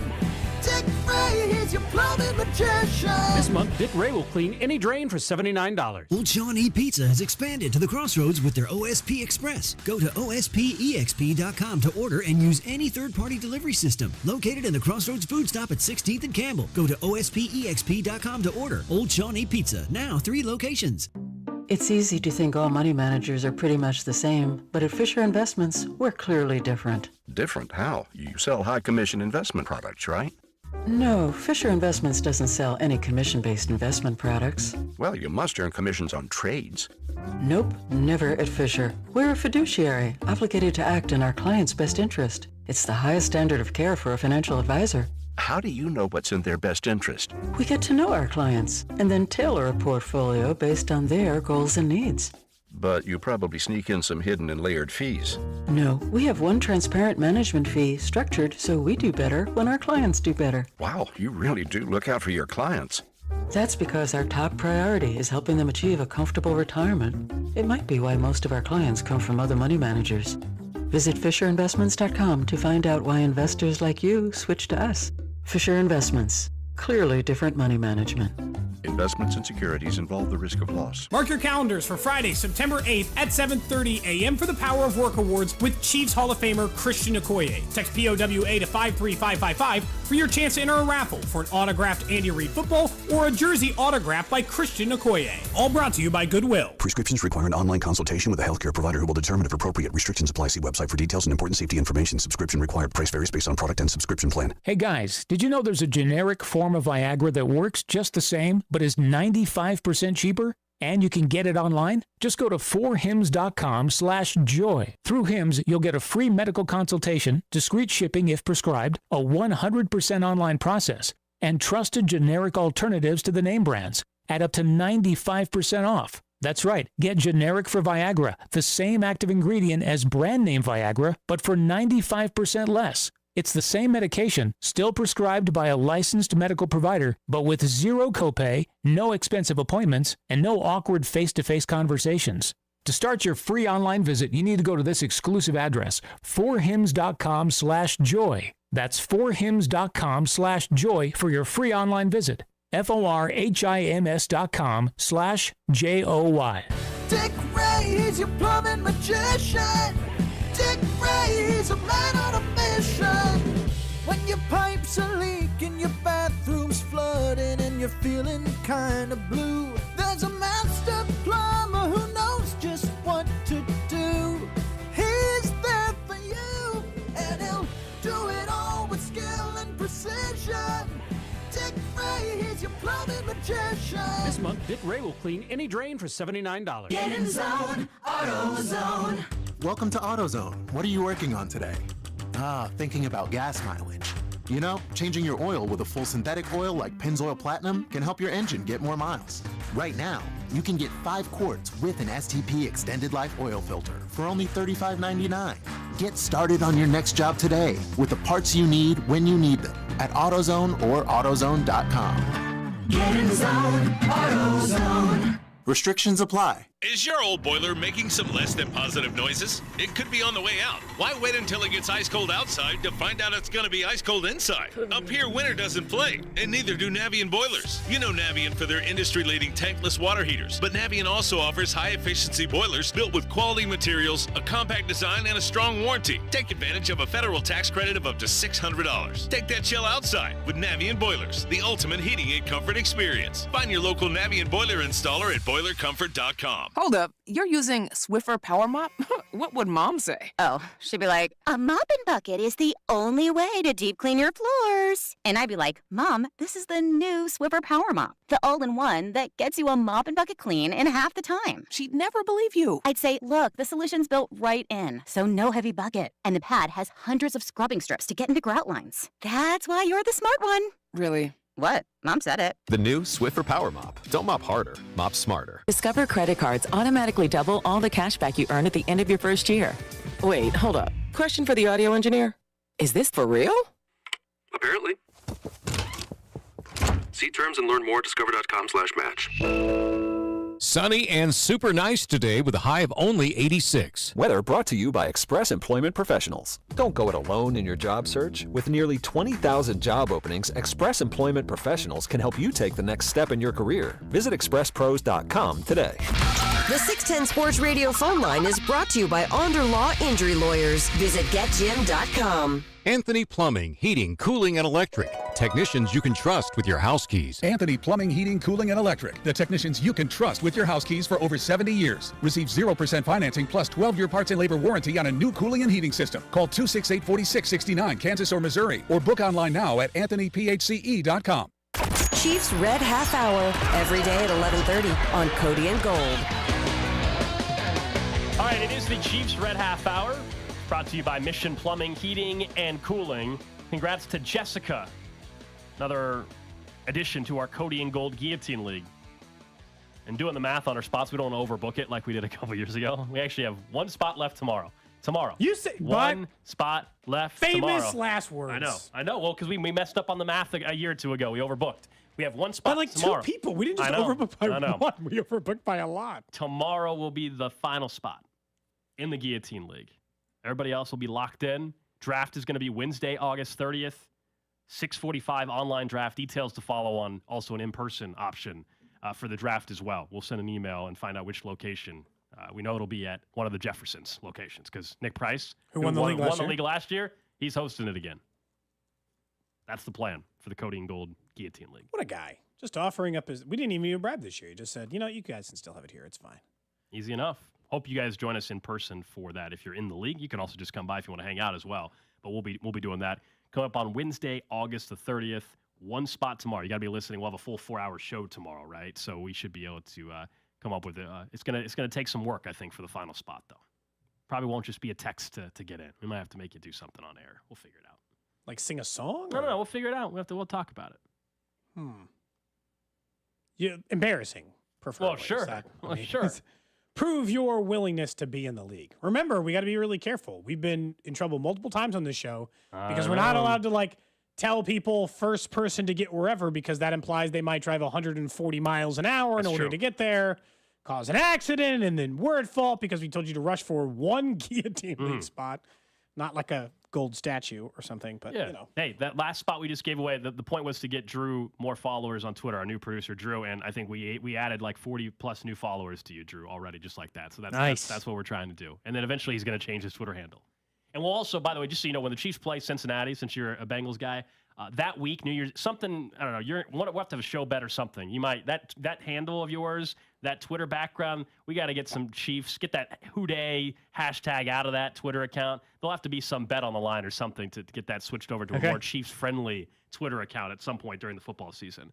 We do a lot of show bets.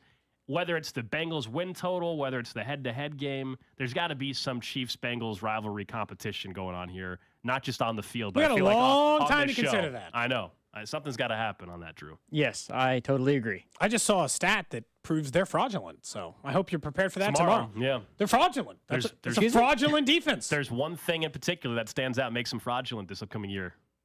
Cody's very excited. Big regression coming for the old Bengals defense, you know? Okay, I can't wait to hear this tomorrow. Okay.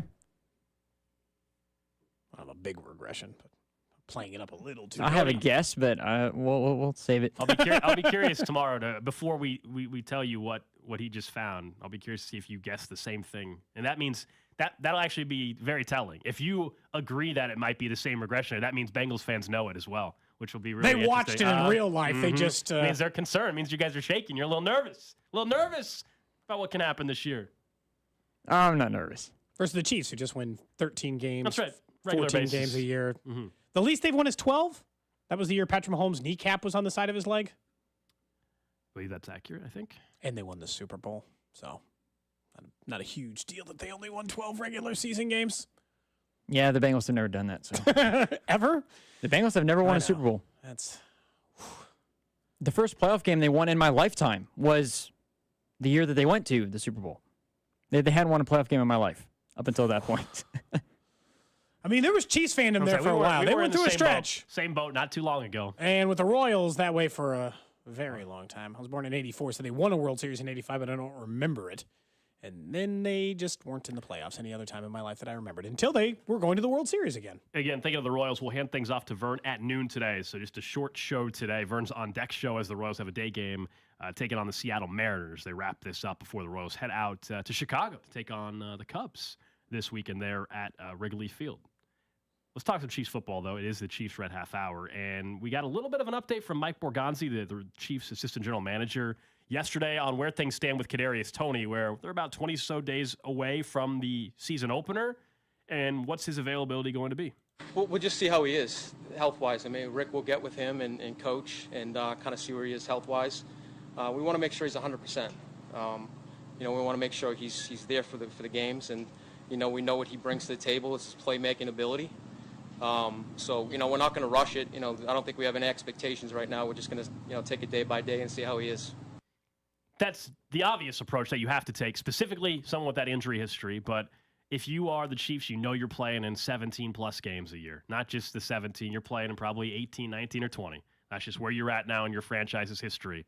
You're definitely playing in 18. No matter what, you're playing in 18. In most cases, you're definitely playing in 19 as well. And as in every year Patrick Mahomes has been the starting quarterback, yeah. That's right. So you need to make sure Kadarius Toney, who the Chiefs we know in their mind in the offseason believed he can be a number one receiver, there's no reason to push it if he's not 100%. I think that just goes without saying. It's pretty obvious. So week one is still very much in doubt. But I don't think, based on the comments from Borgonzi and then Brett Veach even a week or so ago, he's not missing, I don't believe, right out of the gate the first 3 games or anything like that. I do believe he'll potentially miss week one if you were to make me bet. But after that, I don't think he's missing the first month of the season. Now, does he get hurt later in the year? Maybe so. I'm not predicting he's never going to get setback? Yeah, we don't know. But week one, then you get a nice little 10-day break after, so it buys you some more time. I don't like the mixed messaging they're sending out there and the lack of clarity they're sending out there, which is always what makes me wonder, is it longer than they're leading on? just the history of the Chiefs under Andy Reid has been tell you nothing about an injury, and then occasionally they sneak one past you. And we are in week 3 Gold, and we're having the conversation is like, hey, is Tony coming back? Are we doing this?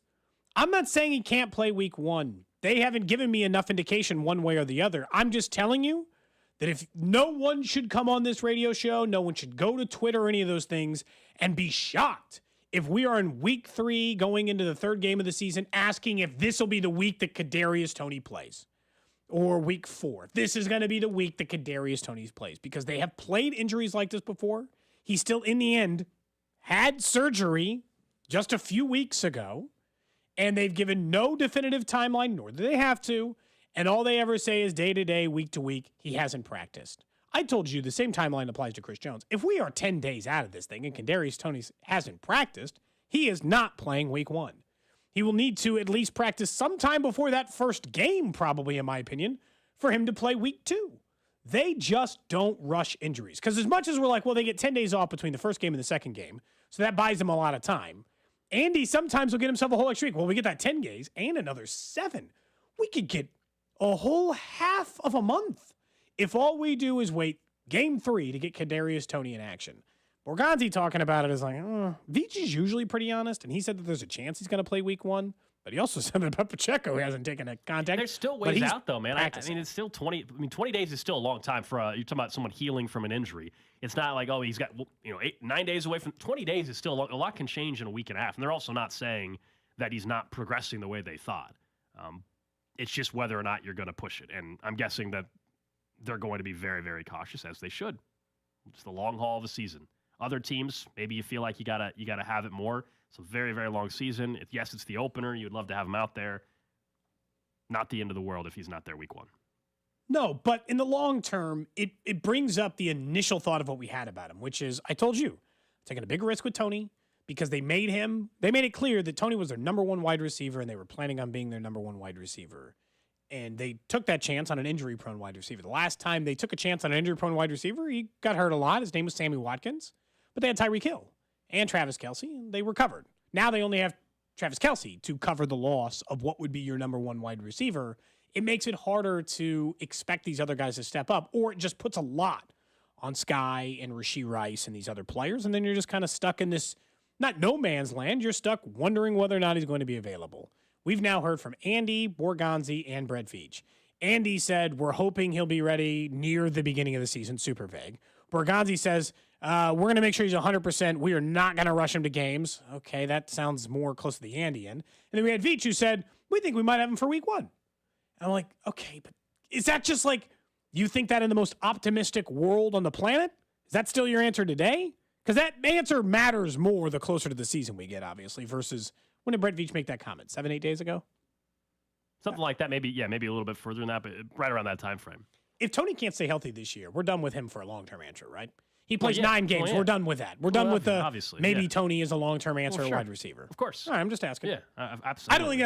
I don't think most people disagree with us. Nobody can be a confident long-term number 1 or number 2 for you if they're playing in half the season on a consistent basis. I think anything under 11 is really concerning or 12 is really concerning for a long term. You'd be like, okay, you've been in the league 3 years. You flash a lot of talent. You have not played in any of those 3 years. So can we? I mean, you can give him a contract and hope he just stays healthy, but he can't be your primary option. That'll have to come via the draft or free agency. All right, we got an update. Very important update. Chiefsaholic, late last night, there was an update on where things stand. We know the charges were potentially going to increase. Well, that's exactly what happened. There still could be some more even after that, but we know he was indicted by a federal grand jury yesterday for multiple bank robberies, money laundering the proceeds through area casinos. He was now charged in a 19-count indictment that was returned by a federal grand jury in Kansas City. So it's no longer just a federal, criminal complaint saying, okay, here. He's been indicted. He's been indicted. 19 counts now. And remember, just a week or so ago, they added the 2 more batches of evidence for the robberies that they allege he committed while he cut off his ankle monitor. Yeah, he was on the run. He had the one in Nevada and the one in Colorado, or not Colorado, the one in California as well. But it talks about in the documents that he was just like this nomadic existence, like at various locations around Kansas City. And we all obviously know about the Twitter account and how he was bragging about making all these bets. But investigators officially say that he laundered money, he robbed through area casinos, attended Chiefs home and away games, placed various wagers on the outcomes of Chiefs games. During this time, the indictment says that he did not report any wages earned in the states of Missouri or Kansas. So again, he wasn't working or anything. He just magically had hundreds of thousands of dollars to wager. And it also mentions 3 counts of armed bank robbery, 1 count of bank theft, 11 counts of money laundering, and 4 counts of transporting stolen property across state lines. Okay, I gotta ask, how the hell did they not catch this guy sooner? He robbed a bank, immediately went to a casino and bought $20,000 in chips. When you handle this amount of cash, reports are made. He robbed a bank and put $23,000 in his savings account. When you put more than $10,000 into any account, there is a cash transaction report filed. Was it not weird that this man kept putting in large sums of money? Was no one from the government asking questions, trying to find out? But how much effort are they going to put in? This guy was stealing $300,000, immediately putting $30,000 into account, stealing $125,000, buying $20,000 in poker chips in the same areas in which he stole the money. He wasn't on their radar before. I mean, like, how much effort? Should he at least been on the IRS's radar? Well, maybe so, but that's much different than what we're talking about now. Like, seeing now, are they going to really put all their effort into seeing that kind of money going to a bank account? Once they all of a sudden found out, oh, he robbed a bank, then they put everything together and they were like, wait a second, this has been going on for quite some time. And they alleged, obviously, they have not only the cell phone pings of that he was nearby these banks, but they also have the record of like a day or two after he allegedly robbed these banks, they saw his bank account increase with this money, and then they were able to track it. And I mean, he's screwed. He's flat out screwed. You know what I've decided? He's given me renewed hope. I could successfully rob a bank. I'm just gonna say it. Oh my goodness! Are you kidding me? He successfully robbed like 4 banks before he was caught. See, here's where you're wrong. He didn't successfully rob. No, he successly robbed those. No, that's not why he got caught. He got caught because he robbed a different bank. No, but he didn't successfully rob any. He didn't successfully rob these banks. He did. He got away. They weren't even looking at him. Cody, you can walk in with a note and get the money temporarily, but he didn't successfully rob these banks. They all knew they now know every single one he robbed and have surveillance. He didn't successfully rob them. He just got caught for all of them. To successfully rob the bank, you have to never get caught. Had he never robbed that final bank, he did. This man is free forever. But that's not how I'm not talking about. I cannot successfully rob 5 banks. I'm telling you, I can successfully rob 1. No. I could get away with a single bank robbery is what I'm telling you.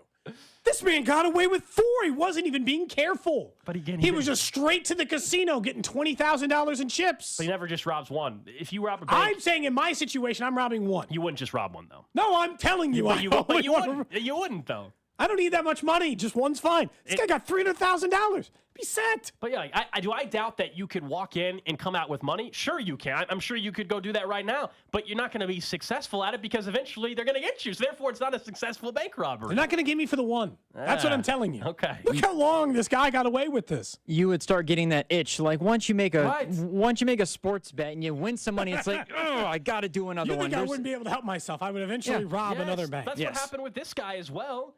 He was robbing these banks, allegedly, to support his gambling habit as well, because he couldn't even support worse. it. I still think I want us to go see him in prison. I think he needs to tell the real story. You know, he's being held in Leavenworth. I have no idea. He's local. I know that. I just assume it's Leavenworth because this is a lot of charges. You want to go have a sit down? I want to sit down with Chiefsaholic. Yeah, I want his side of the story. I want to ask him if he think he would have gotten away with those robberies if he didn't commit the last one. You know. Although he probably will not. He remains in federal custody. Spoiler here, without bond this go around. Oh, I wonder why. I wonder why that's the case. Not going to give him an ankle monitor. No, this time around, turns out they probably never should have had one to begin with. I mean, this does say after his arrest in Oklahoma last year, FBI investigators began reviewing bank records, casino transaction records, and these things. So they were maybe onto him after the Oklahoma one on his 3rd bank robbery, but they didn't get him. Nope. They were just reviewing things. They were looking at him, you know? If you read the whole report, though, he's so screwed. He's so screwed now. How long do you go to jail for? I don't know, 7 million charges, 19 charges or whatever the hell it is? Well, each one carries a different potential sentence. I mean, this man redeemed more than $1 million in chips from casinos in Missouri and Kansas. Can I not? Hey, if you used to be a dealer, or something, or a casino manager, or something, you want to talk about this? You are welcome on these airwaves. If you used to work in the close proximity of where Chiefsaholic was betting, I want to talk to you. I want to find out how lavish this lifestyle and betting style was during that time. I'm telling you, you don't think you get away with one? No, again, because I've told you, it's not about, you have to then ensure that you're I'm just saying, you're never going to rob another one again. People on the text line disagree with me, but to me, you don't successfully rob the bank if you end up getting caught 2 years later. That means you didn't successfully rob the bank. Successfully robbing the bank is you never get caught. He's given the blueprint to successfully do it. Oh my goodness. He was so sloppy too, though. Let's make this elementary school. If you walk into a gas station and you take a candy bar, but then you're caught and you have to give the candy bar back, I wouldn't say that you successfully. That's what I've been saying. saying. He's definitely not going to have to give that money back. He has no means in which to do so. Right. Someone says they think he'll get 10 to 15 years and maybe doesn't even do all that. Who knows? I have no idea. We're not the right people to talk to about how long his sentence could be. I don't know. Maybe he gets a deal. I have no clue how this is going to pan out. We'll obviously be keeping an eye on every update. Like most cases, I assume he'd be wise to take a plea agreement. I don't think you're going to. I have no idea. He fired his public defender like a week or two ago. He didn't like his attorney. Yeah, seriously, that happened. Well, Rob Collins, our good buddy. Who, by the way, Rob, you texted me. You need to get into Club 610 since. It's been forever. We haven't seen you in forever. I don't know where you've been out golfing in New York with your son. How dare you? We're doing a brunch one tomorrow. Show Collins, ends at noon again tomorrow. We're doing one at like 11:30. I'm doing Greyhounds. It's like a play on a Greyhound from Jay Rieger. Rob texted and he said, "No way Cody can be quiet long enough to rob a bank." It's probably true. One of those voice. I'm telling you, I can get one. Someone says, "I see they've seen this guy at Argosy before. He was actually really chill." Oh, I'm sure he's a great guy. I'm sure. I heard one other dealer told me he was a great tipper. Well, I hope so. He had some money. Said he was a very, very generous tipper at the table. It wasn't his money. It wasn't his money. I'm sure he was tipping very nicely. Does that make you more or less stingy with it? You know, if you robbed a bank, I feel like I'd want to hold on to that money for a while so I don't have to rob another bank. No, he probably was like, "Well, I'll get another $100K tomorrow. I'll go up to Iowa. Go put on the gloves and mask." Do you think they knew who he was but decided not to say anything because of the tip that they got? Man, I don't know. You go back through all of his social media stuff. He's just like, "I'm a businessman. I make deals." And you're like, what? None of that means anything. You have to say, "I make deals." Man, oh man. So that's the latest on the Chiefsaholic situation. He's in federal custody. 19 charges. We're going to get that 19 interview. counts. Don't you worry. I don't know, man. Right, he wanted the New York Times to pay him for an interview. We're not paying. Sorry, man. Sorry. It depends on how much. You know? Oh, boy. Here we go. What does he just want some, we talked about this, just want some food in his commissary? We can have a conversation. Cody, you're offering to provide him food for the rest of his sentence, the rest of his time? I'm offering some commissary money. Okay. Not for the rest of his sentence. He might be in jail for 15 years. Okay. Just was checking how much you wanted to support him. No. Or just don't support him at all. How about that? That might be a better. I'm not supporting him. I'm paying for an interview. We're back at it tomorrow. Full 4 hours. But for now, we're handing things off to Vern. Royals baseball. They will take on the Mariners. A little day.